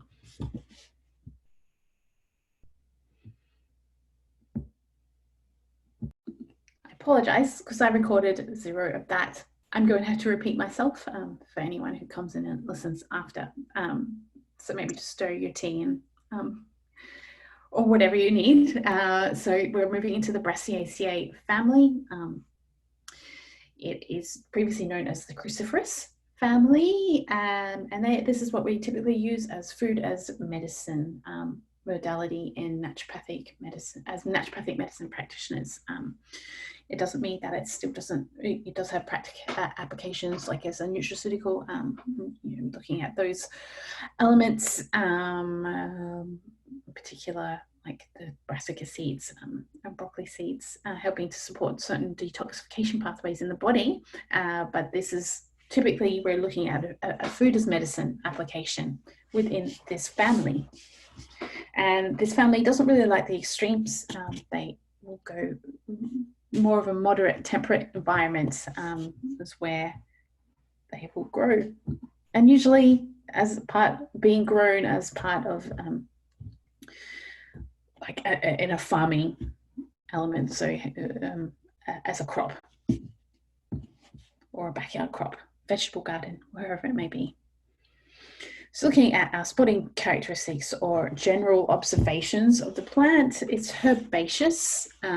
Leaves, we're getting a bit less ambiguous, leaves alternate, and it can have a radish-like taste, so a little bit of a burn, kind of fun. Flowers will have 4 sepals and petals and 6 stamens, very clarifying and understanding what the Brassiaceae family flowers look like. The fruit is bilocular, which can be a siliqua or silicula. So we'll have a look a bit at that as we go into the inflorescence, after the inflorescence. And they'll have these sulfur-like compounds or glucosinolates, this mustard oil-like element to the plant.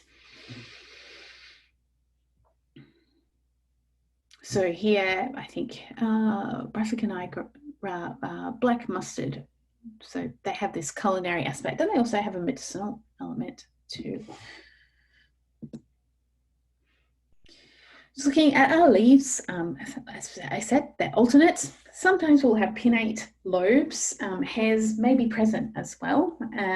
The fruit is usually a capsule, so it can be a siliqua.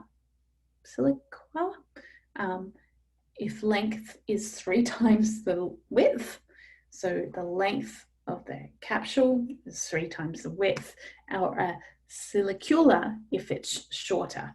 So there's 2 little. It's a capsule that can come 2 ways depending on the size. And a silica is typically a pod that splits open and it has 2 fused carpels. So it'll open from below the seeds, attach from below, leaving the seeds attached temporarily to a central membrane, or what was called a false septum. There's no endosperm, but the tester can often be mucilaginous. So we're getting like a quite defined sense of what brassica is when we're looking at the morphology. The inflorescence flower is usually a terminal raceme or corymb without bracts. So there's a distinguishing factor. Flowers are typically, let's hope for the most part, actinomorphic and hypogynous, so superior ovary. The calyx, so remembering what the calyx is, the sepals are separate. It says, I know that it says that, but I'm just going to keep repeating. That also helps me in learning. So 4 separate sepals in 2 pairs. They fall soon after the flower opens. So you would have, this is why it's important if you are looking at it to look at the buds as well, because as the flower opens, you will have the dropping of the sepals. In the corolla, there's 4 separate petals alternate with the sepals, and they can be white or yellow and arranged in this cross, like we can see here with the horseradish. So there's usually 6 stamens, but it will potentially then be 2 or 4. So it will be in a pair, typically at 6, 4 inner with longer filaments and 2 outer that are shorter. The female, the ovary is a syncarpus superior, as we've learned, to hypogynous. And again, if we were to do a transfer section, we would see it's bilocular with numerous ovals, single style, and it'll have a single style bearing 2 stigma.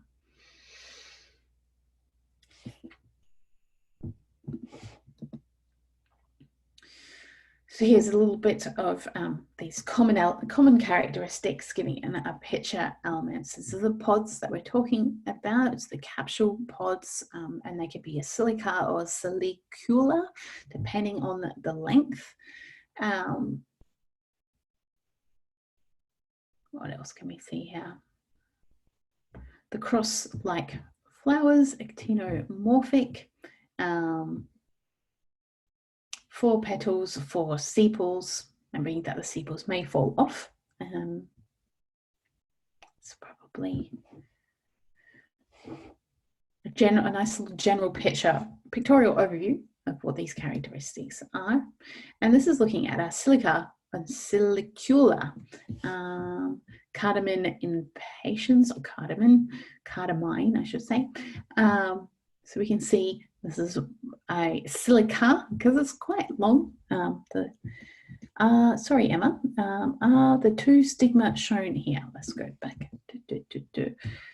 That's where I'm looking at. So stamens. No. I think it's something that we might have to see as. It might be that it would come as a microscopic element. Let's have a look.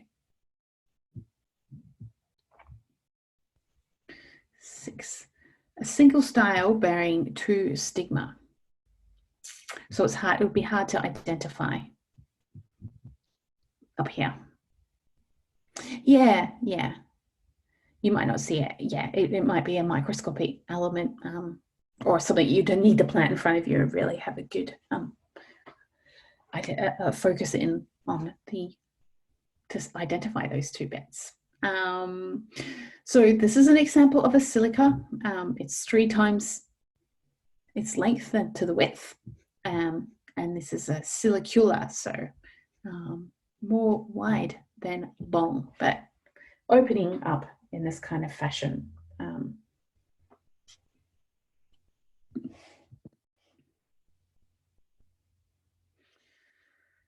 So these are some of our medicinal plants in here. Can anyone tell me Amoraceae rusticana?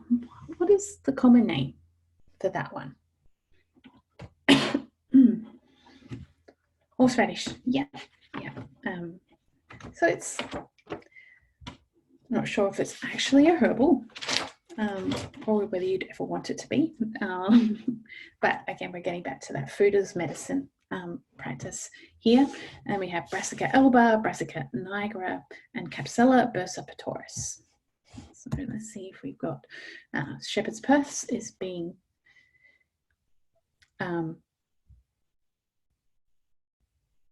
yeah, excellent. Fantastic. Getting some updates. Horseradish used for respiratory elements. So shepherd's purse.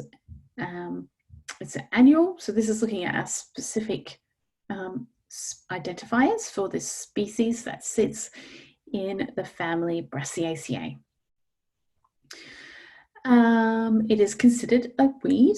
A lot of, and I think I've mentioned this previously, a lot of these plants are Western herbal medicine plants, particularly in Australia, considered weeds. And so sometimes some of the best books to help with the identification are weed books. There's one in for Western Australia called Western Weeds, and that will give you all the breakdown of all the plants that we, like a majority of the plants we use in Western herbal medicine. But this talks to their ability to adapt and then be used by humans therapeutically as well. So I'm sure that in terms of their ability of being a global, considered with global spread and considered a weed, it's probably because, like, well, this is good medicine, I'll take it with me where I go next, historically. So as we remember, the leaves are typically alternate. They can be hairy. I think that was something that came up in a previous family, but leaves and stems are hairy. Distinctive silical, broad triangle to harp shape. So silicular, they should say, silical. So getting that harp shape, opening smaller as opposed to a siliqua. So the whole plant is used fresh or dried medicinally for its urinary antiseptic, anti-hemorrhagic and antipyretic effects in shepherd's purse. And here is horseradish.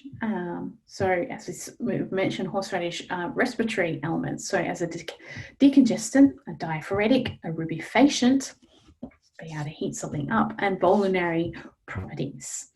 So it's best harvested in autumn, obviously because the plant knows it's going potentially to go a bit dormant, so it pulls all its energy into the roots, and then we can harvest that and know that it has the highest potential at that stage. Has that really strong odor, as we know with horseradish.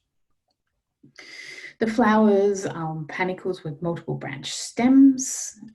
The leaves are basal, large tooth margins. Roots are long, white and fleshy. And we've got this glabrous perennials, this hairy, hair-like nature. I'm just going to go back up to get to these broader understanding of plants. So spotting, it's that alternate taste. The flowers, I think, would be the thing that really gives the identifier for the Brassiaceae family, which is the 4 sepals and petals with 6 stamens in a arranged in the actinomorphic or cross-like formation. And then, of course, the capsules. So we did shepherd's purse, horseradish, and then onto Brassica alba, white mustard. It had a previous name, Synapsis alba. So something, it seems just here, a little anecdote, common name describes the seeds rather than the flower. And we've got that in, there's a little anchor for what it was previously called in the family, the cruciferous, was like a cross-like pattern. Very clear in what we're looking at here, alternate leaves, bilocular capsule or siliqua, 4 free sepals and 6 stamens. That is our Brassiaceae family. Did anyone do anything or have plans to use any plant from that family?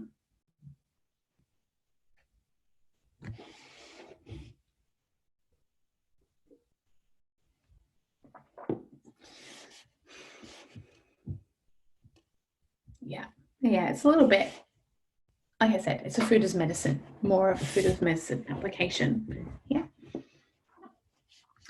And then we're getting close. We're moving through.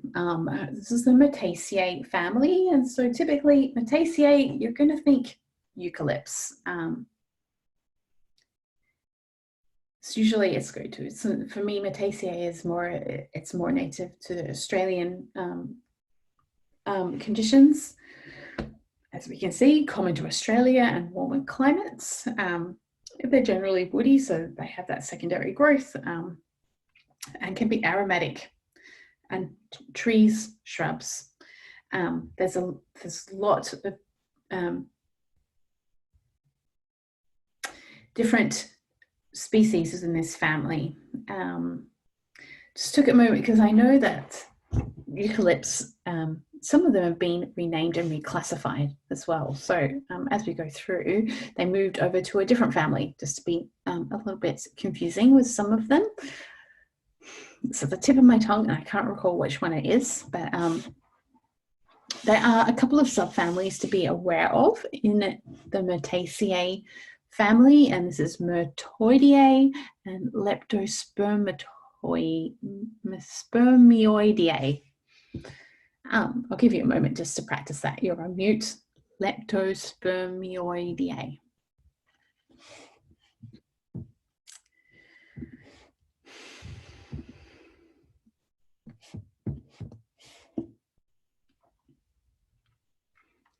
So typically they're woody plants or trees, so that's that secondary growth element.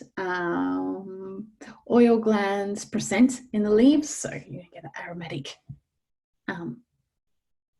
sense, that organoleptic senses. They are actinomorphic flowers. There we are, there's a very strong spotting characteristic general observation of the Metaceae family with 5 sepals and 5 petals, whereas our previous family had the 4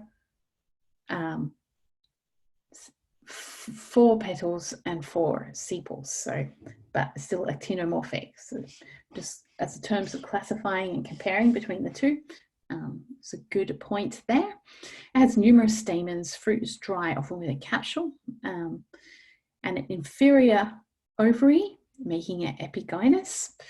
And phloem, so remember phloem, xylem and phloem is located on both sides of the xylem and not just outside, as in most other plants. So that is a very interesting fact there. Could be adaptation. If something was to happen to the outside, there's still the communication happening on the inside.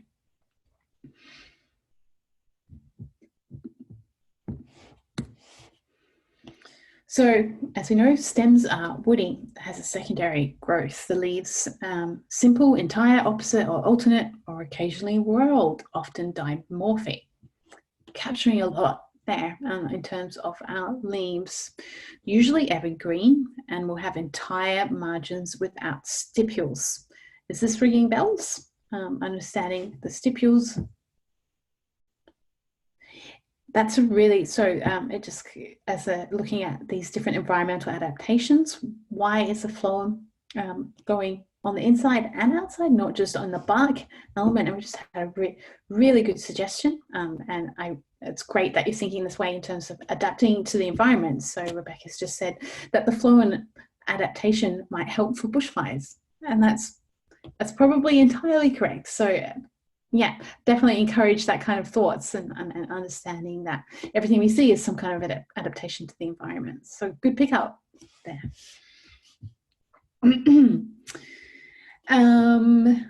So the leaves will be dotted with different glands in the epidermis. So remembering back to when we introduce the different leaf characteristics between Magnoliopsida and Liliopsida. Magnoliophyta is entirety. These oil glands that can be found, and they're aromatic. So the flower, the inflorescence, the flowers can be solitary or in an umbel-like or raceme. So I think we're lucky, and we could probably bring up a picture of what a plant in the Metaceae would look like, and what their flowers would look like. They're quite common, everyday, kind of, you typically will see them. They sometimes can be aggregated into conflorescences that are spike-like. So I'm not sure we've come across that word before, conflorescences.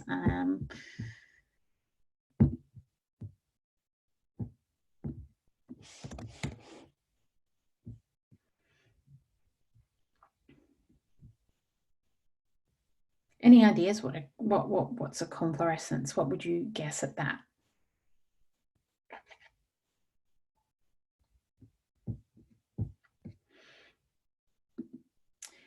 Yeah, yep, a bottle brush, absolutely. Banksia as well is another potential thought when we're looking at what a conflorescence is. It's that spike-like element. Great. So now getting a bit more into the flowers, because they are always used as a key identifier when it is flowering, to be able to really make sure we're looking at the right plant, identify the right plant here, and medicinally making sure we're using the right one as well. So as a general overview, the flowers are bisexual, actinomorphic, epigynous or perigynous, so being either inferior or in between. And so the calyx will have 4 or 5 sepals, and they're usually free, except in eucalypts, which form a lid or a operculum, which drops off when the flower blooms. So that'll be that little cap that will pop off. It'll have 4 or 5 petals, but usually free, but sometimes definitely will be fused in eucalypts. There's numerous stamen, and they may be in bundles. And as we know, the gynoecium, the ovary is inferior or sometimes half inferior, syncarpous, and cutting in, we'd see 2 to 10 carpels. Loculi corresponding to the carpels, and ovules 1 to many per carpel. So here we have the 4 or 5 petals, and we've got the sepals underneath, and then we have the numerous stamens in bundles. Well, here's a really good picture, having a look at these 2, because we know that sometimes they will be fused or not.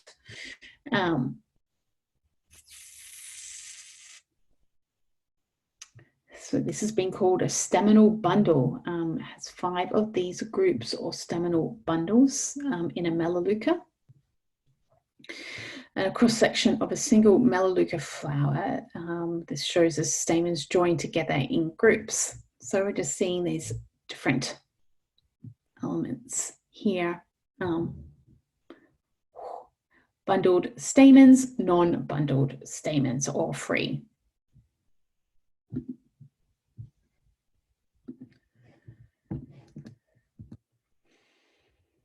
So you have all the multiple different flowers of what we typically see inflorescence in Myrtaceae.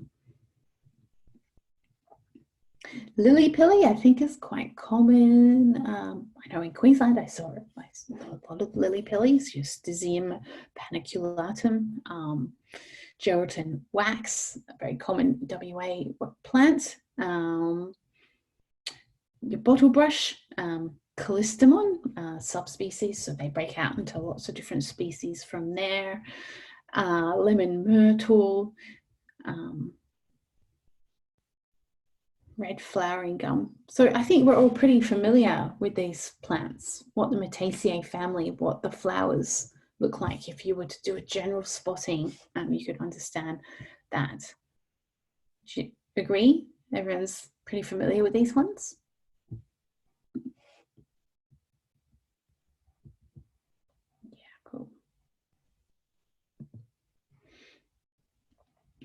So looking at, so that was the inflorescence, what the flowers, yeah, pretty much all our native flowers, yeah, are very similar. And that's going to be an adaptation to the environment that makes it so, yeah, yeah, definitely as a tree. So we know Myrtaceae typically that woody, like either a tree or a shrub. So the fruit can be a capsule, a loculicidal capsule, which each loculus start opening at the top. It also could be a berry or drupe or occasionally a nutlet. And the seeds have no endosperm, so they're kind of out on their own. They got to get it done. There's no backup. So when we're looking at medicinal plants in this family, there is a lot of Indigenous knowledge. How can a seed grow with no endosperm? Gosh, I had a question. I had a thought that question might come up.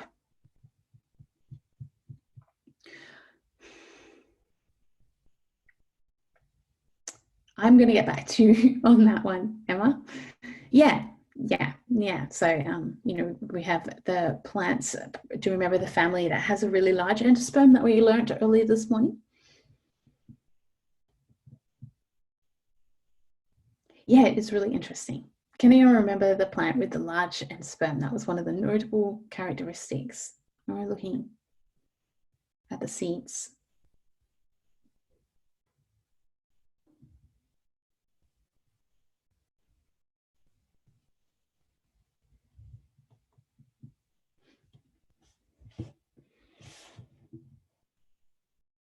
Great. Yep. So APACA Bronte has identified as having the large endosperm. So again, this is looking at these comparisons, particularly when you're looking at botanical charts. These really strong comparators, like is it A or B, can be really good indicators of the path, which path you're following in terms of identifying the genus, family, and onwards to genus and species. With the Myrtaceae family, although it may not have a huge place in Western herbal medicine, these medicines are being used by different cultures, particularly Indigenous Australians, and have different applications. And there's a lot of research that goes into native plants of the Myrtaceae family as well, and their potential therapeutic applications. I know when just to give a little backstory, when I was doing this unit a wee while back now, I did a native Australian plant that had a lot of research on its antiseptic and also anti-cancer actions. So while it's not prevalent and something that we commonly learn about, I think it's just being aware that these, you know what, I've been thinking, Emma, what on earth was the plant?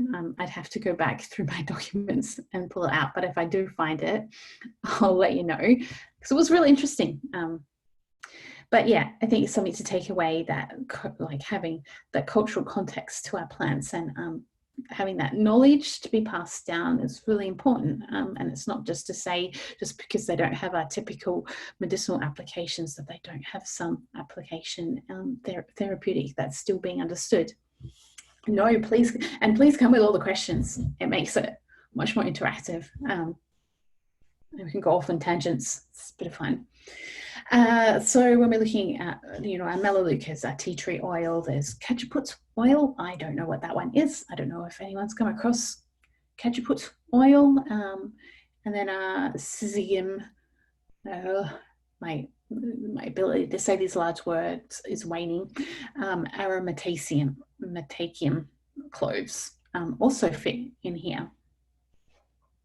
I don't know if we go any deeper. Oh yeah, here we are. So we're going to identify Eucalyptus melodora, which is a yellow box euc. So it's a tree that grows up to 30 meters. So it's got this actinomorphic elements, sometimes glaucous, and this is usually to conserve water through evaporation and respiration for the plant. And here's a little fun takeaway.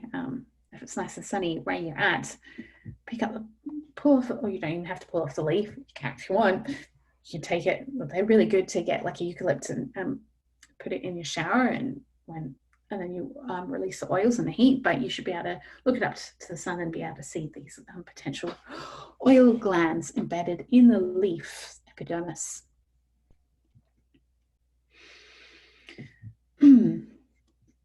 So yeah, when we're looking at Metaceae, it's a tree, it's woody, it's growing up to 30 meters. It's got the actinomorphic flowers. The leaf might have those oil glands in the epidermis. So trying to put this plant back in Metaceae, these are the characteristics, the morphology that will be associated with it. And another one here, Eucalyptus globulus, a tree. It's got leaves opposite ovate, cordate, and glaucous, hairy leaves. Concolorus, interesting there, very long leaves here. It's got 7-flowered umbellasters, 7-flowered. It's a pretty great name here. Umbellasters.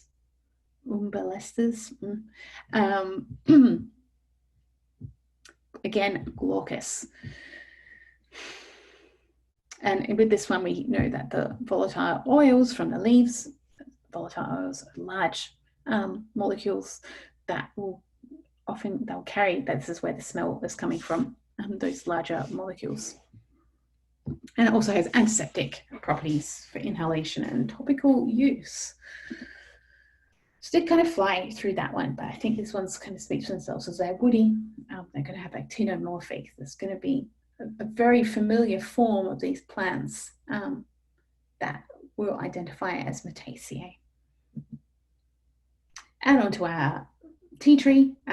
Again, typically native to Australia, can be grown in many places. That the leaves are alternate. It's got 3 petals. It may be a question that Melaleuca alternifolia comes up and goes, can you place this into our family? So just trying to pull out these parts here, the alternate leaves. We know by even just looking at the form of the flower that it's probably in the Metaceae family. It has a half inferior ovary, which is an epigynous. How are we going out there? Has that made sense with the Metaceae? Oh my goodness, it just keeps going a lot. I feel like there's a bit high potential for this one to come up, Metaceae family. And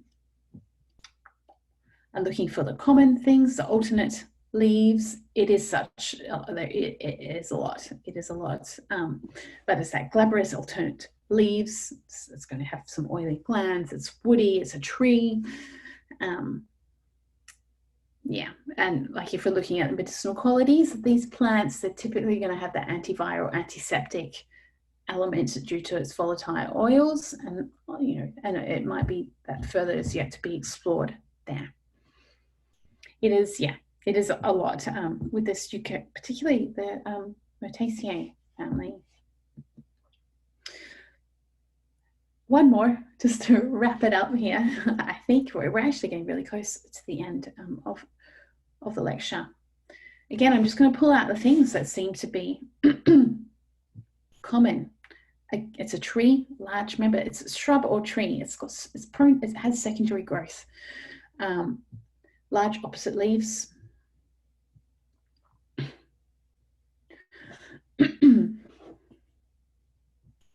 So cloves have a long calyx with 4 spreading sepals and 4 connate petals that form a small central ball and will have this inferior ovary. So that's a really big takeaway in this family. I've just lost my toolbar.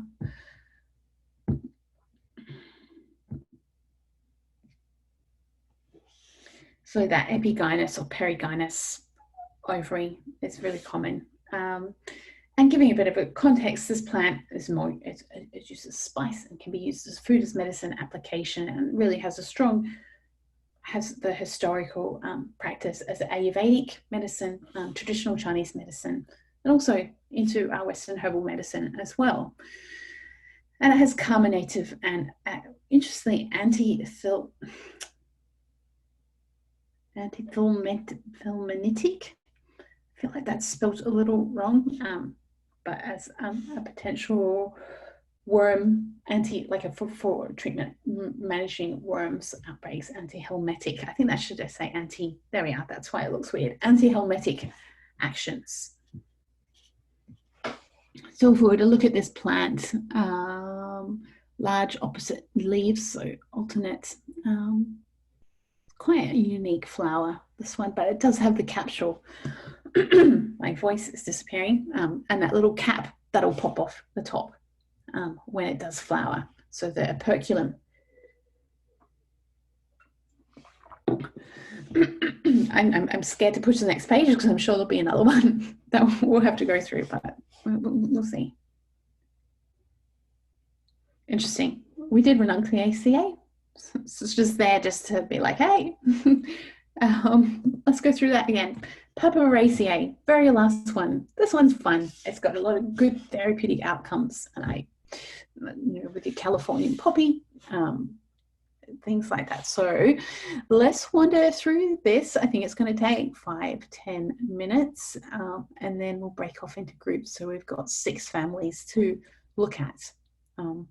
So at this stage, if everyone hangs out, we should be able to break out into 2 people, or anyway, we'll work it out. So this is a interesting one. This is where there's always a little thing that gets a little throw everyone off a little. It's called a eudicot. So eudicots, sometimes again something that could be interchanged with dicotyledons. When I was looking into this, that was, for me, when I see eudicot, it's just another way to classify dicotyledons. So don't get too concerned with that label there. Excuse me.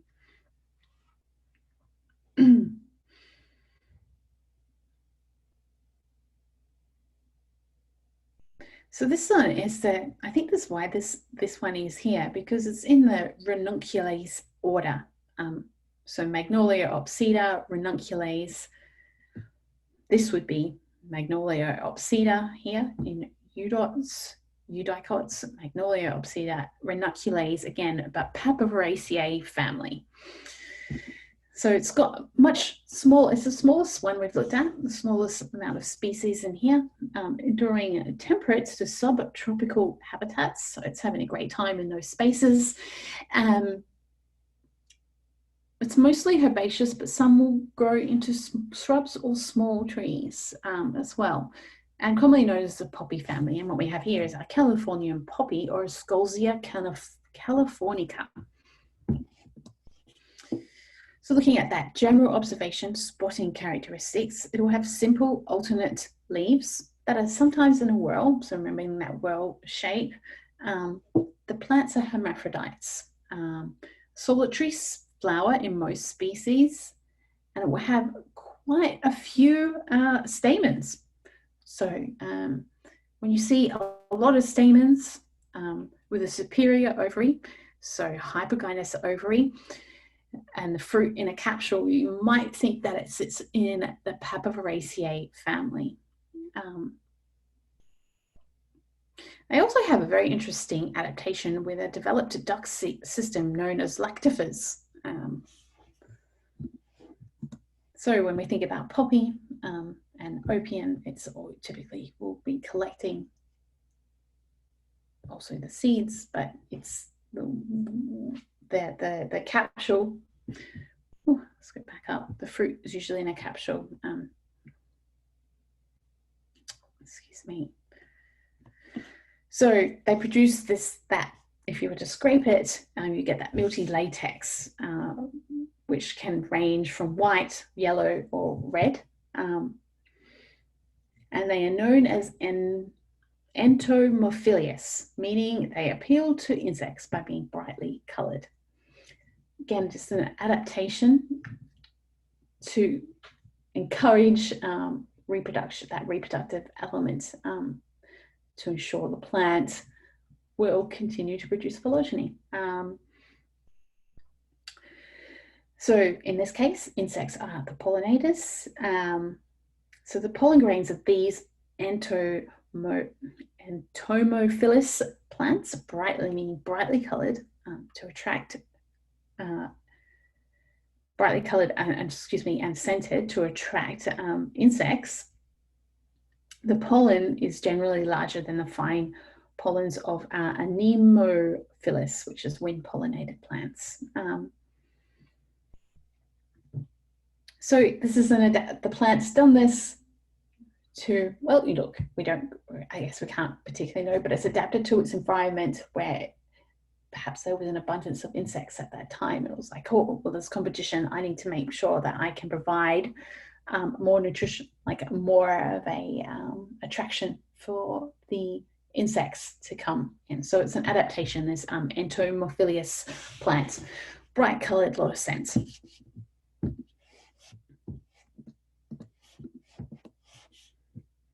So here we have the opium plant, your Papaver somniferum, and our Californian poppy, Escolzia californica, and greater celandine. So I think we had lesser, was it celandine? No, it wasn't. It was I can't recall. We've gone through a lot. It doesn't matter. So we've got a California poppy and a greater celandine. So I'm sure we will have a bit of a look at, greater celandine.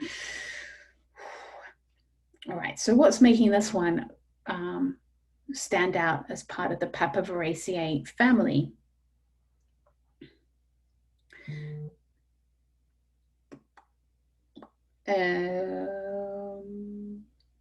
Stems and leaves, it's this latex element that comes in when cut. It has 4 to 6 flowers arranged on a peduncle. And its fruit is a long cylindrical capsule containing small black seeds. So we can see that one here. It has a peculiar unpleasant odor that is for insects and not us. This is our greater celandine, and we use it medicinally as a spasmolytic, a diuretic, and also a cholagogue, so stimulating the gallbladder. Has anyone tasted greater celandine or Chelodium majus? Had an opportunity to do that? Is anyone planning on using this plant, using a plant from this family or a pressed plant from this family?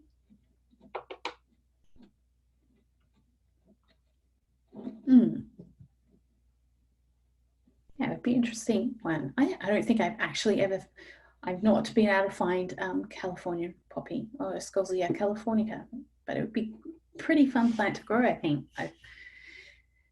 Do we have a look at that one? We do. Great. I really like this one, Escolzia californica.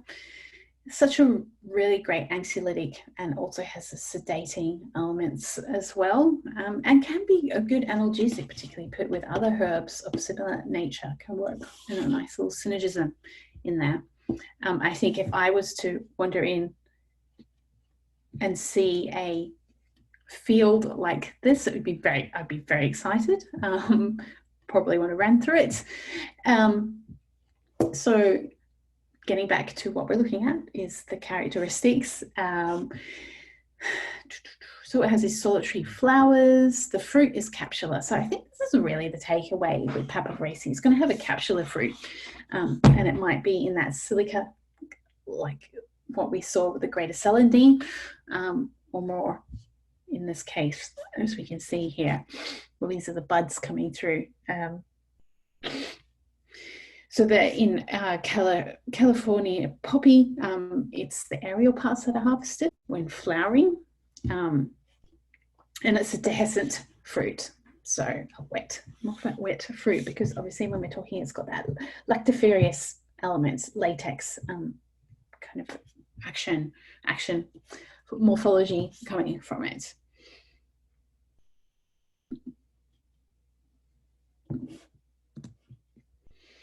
And here is the opium, Papaver somniferum. So we know this has a really strong sedating element and analgesic, as well as other actions. It is an S8 scheduled plant in Australia. and it's the latex, which is used medicinally, and I guess medicinal pharmaceutical, very similar in its. It has this solitary flower. It's got the glaucous elements. What do we see here? And there's a typical capsule for flowering. This one, obviously, SA, we won't be touching it. So your californ, all your opiates, an opium, so it can have quite, it has the potential to be an addictive element. So this is a reason why it is scheduled as well. And as an SA, it'll be kept in a safe in a pharmacy.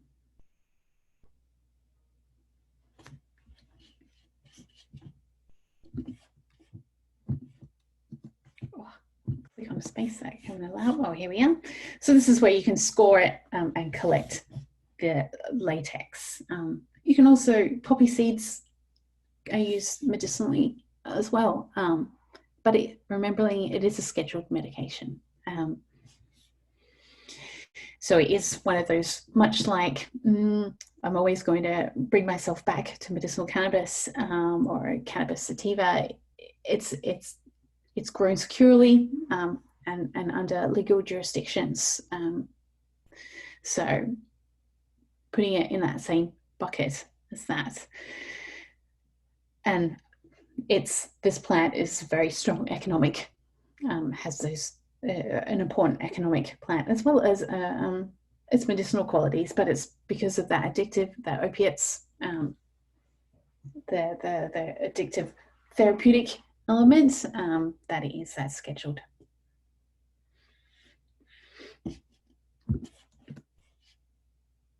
Always another plant. So this is bloodroot. Again, I have had zero experience with this plant as a naturopath.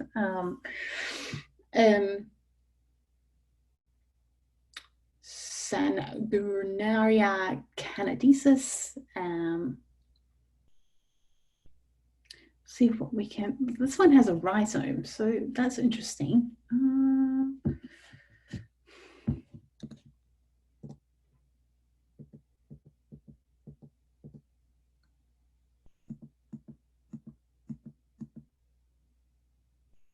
I'm uncertain of how this one's sitting in here. Does anyone want to confirm the plant family? I don't think this one should be.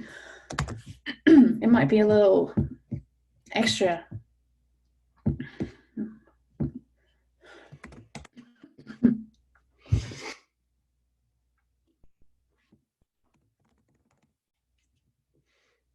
Oh, it is. Yeah, no, it is classified in the Papaveraceae. It's just very interesting that we're looking at the root. Yeah.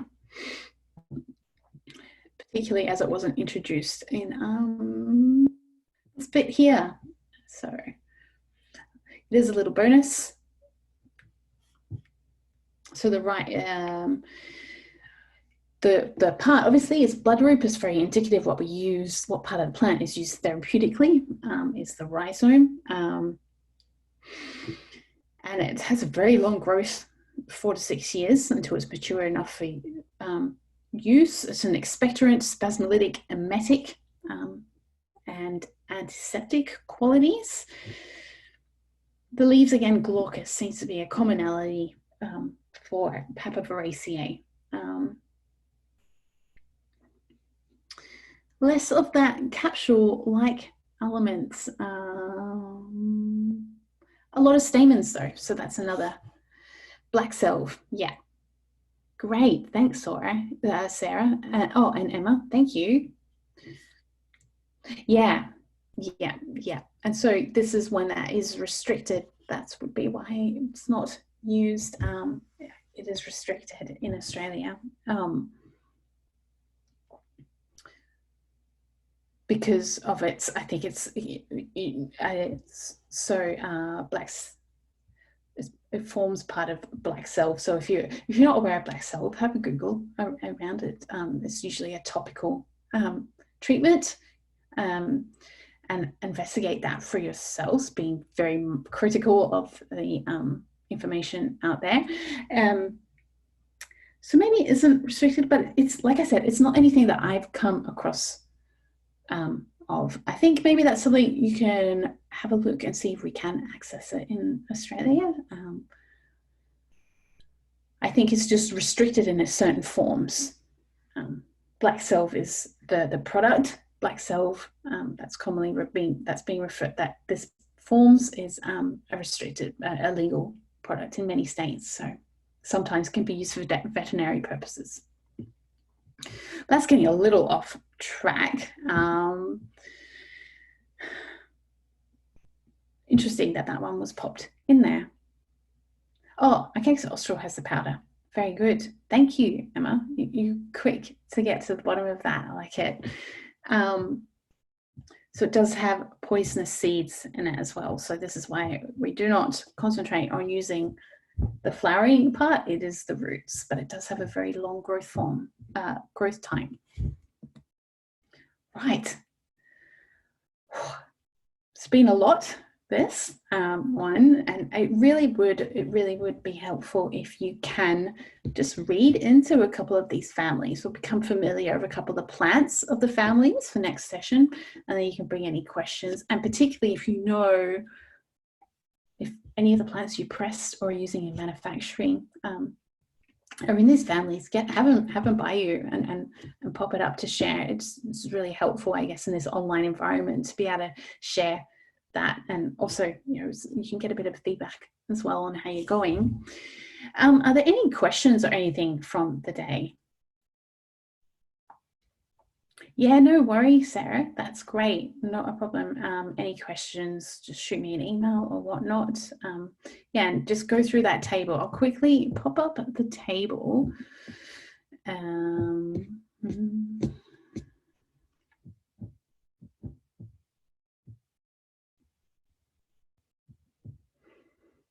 No worries, Paula. Have a great day. I'm just going to bring this page over. Hopefully it will continue the share. So it's this table. So if you are going to work through at your own pace, go through, pick the plant family and complete it. And it's really going to give you what you need. No worries, Rebecca.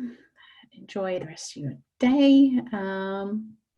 Yeah, the table, I think the table is a really good place because you can give the idea, the distinguishing features of the family and the fruit that's typically associated with it, and then the flowers and the leaves. And, you know, in a common name, you can just put a couple of plants in there, you know, maybe change it from common name to what some of the common medicinal plants are in that family. So who do we have left here? Let me just check. We've got 7 people. Are you happy if I just pick out a couple and you work in groups to fill out a couple, or how would you like to go about it?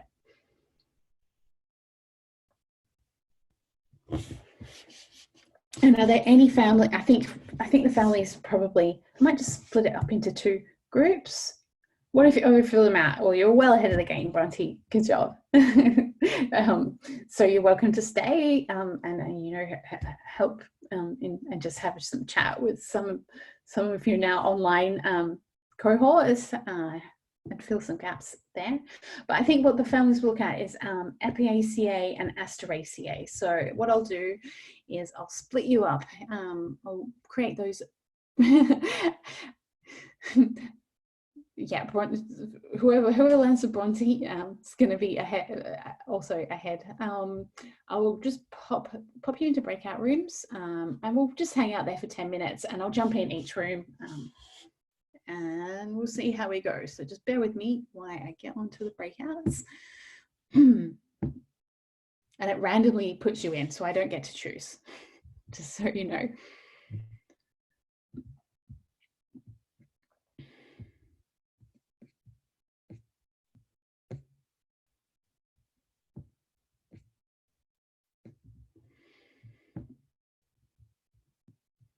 Oh, we're down to 4. There's only a couple of us. Everyone disappeared. Feel free to unmute yourselves. Yeah, that's what I thought. I think we should all just jump in and do it together. Yeah, there's Yeah. only Yeah. So don't worry Few about of the us breakout left. room. Just if you're happy to unmute, just get in. And should we do Asteraceae or Apiaceae? Is there any that stick out? One hand's out more than the other? Asteraceae. Yeah, I think that's a good call. There's a lot to go through there. So yeah, just make your way through. I think instead of common name, put the plants, the botanical name of the plants, and then maybe the common name if you wish, that are associated with that family. And it might be, maybe you can split up Celeste, Emma, and Renee, and like, you know, someone will look at leaves, someone will look at flowers, and then someone look at fruit, and then fill the rest in together. Cool. Well, I'm just going to mute myself for a moment. I'm just going to grab a drink of water, but I'll be hanging out.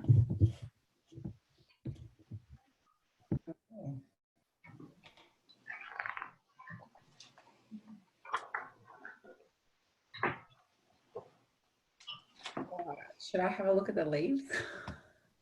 Sure. Yeah, I can do fruit maybe or something. I don't know what everyone else is doing. I can do flowers. That's cool. Okay. That works.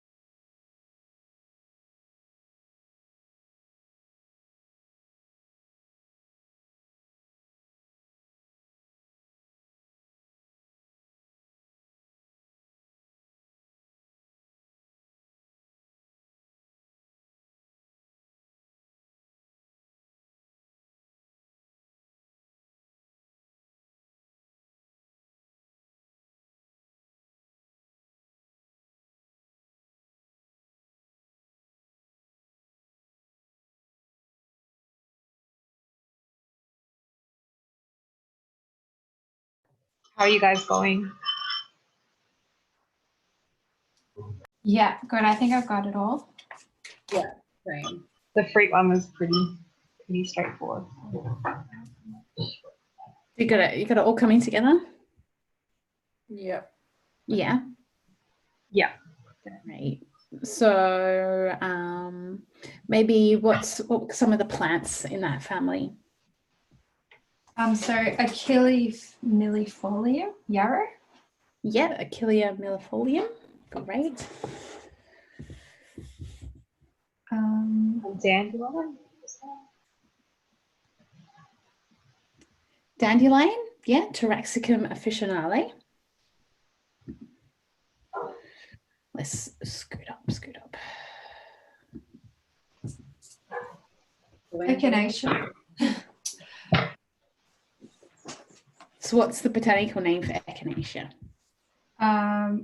Well, there's SPP because that's all the different ones. Otherwise, Yeah. Purpurea or Pallida. Yeah, purpurea. Yeah. The echinacea I bought is just the SPP. That's all I could find. But Okay. Yeah. No problem. so I hope that's okay with the manufacturing side. Yeah, absolutely. I think given the circumstances, it's what you have is, yeah, we know it's not going to, it's just about knowing it's not going to cause harm, really. And we know there's only really two forms of the echinacea.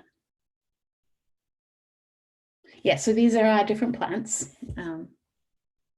So just being familiar with some of them. So this is dandelion, Taraxacum officinale, Silybum marianum, St. Mary's thistle, Matricaria recutita, chamomile, calendula officinalis, calendula. So if you pick a couple of those and be like, okay, what do they look like? And then we go on to the leaves. So who was reporting, who had leaves? That was me. What did you come up with? So I have, they taste like bitter lettuce. They have a lot of variety of how they're shaped and stuff. So hairs and thorns, they might contain latex, they be alternate, opposite, or walled. I say that right? Walled, is that right? World, yeah. World, okay. The leaves could be simple, low in size, often conduplicate or revolute. The margins could be entire lobe too. And I just added that dandelion leaves could be used as diuretics. Yeah, great. Perfect. Thank you for that. How will we go with who had flowers? That was me. Yeah. So for the inflorescence, like there's a lot of information on flowers, so I'm just going to go with the basics. Yeah, good. The inflorescence have a compact racemosy head, and it's surrounded by the involucral bracts. Yeah, that's a key takeaway there. Yeah. Yeah, and that they could be either ligulate, radiate, or discoid. Perfect. And the florets are bisexual, so they can be either the zygomorphic, actinomorphic, male, female, neutral. Yeah. Perfect. Yeah, I think you captured it there, and particularly that involucral bracts are quite unique in there. And it's usually will have 5 petals and 5 sepals, potentially. Yeah, I forgot that. Yeah, no, all good. Thank you. And then we had fruit. Was that you, Emma? Yes, that was me. So there wasn't a lot on it, but it was non-fleshy indehiscent Cypsella, which is that small dry, the fluffy things. Yeah. I did find this pretty cool image. It said that a Cypsella was a indehiscent achene. Achene, yeah. So the achene and the Cypsellas are very similar. And then that is wind dispersed. Yeah, perfect. I'll just post the little graphic background because it has like a dandelion, Oh, a dried great. dandelion thing. Yeah, and But it's kinda helpful. I think if people who see the recordings, I think you can get access to the chat as well. I'm not sure. So that's for future. I'm talking to future people. But thank you for that, Emma. Perfect. And I'm just really mindful of the time. Where do we go? The next, the last bit was distinguishing features. So we kind of, it's the invercril bracts would probably be one, the interhescent fruit. Anything else that you would have picked up that you would put in?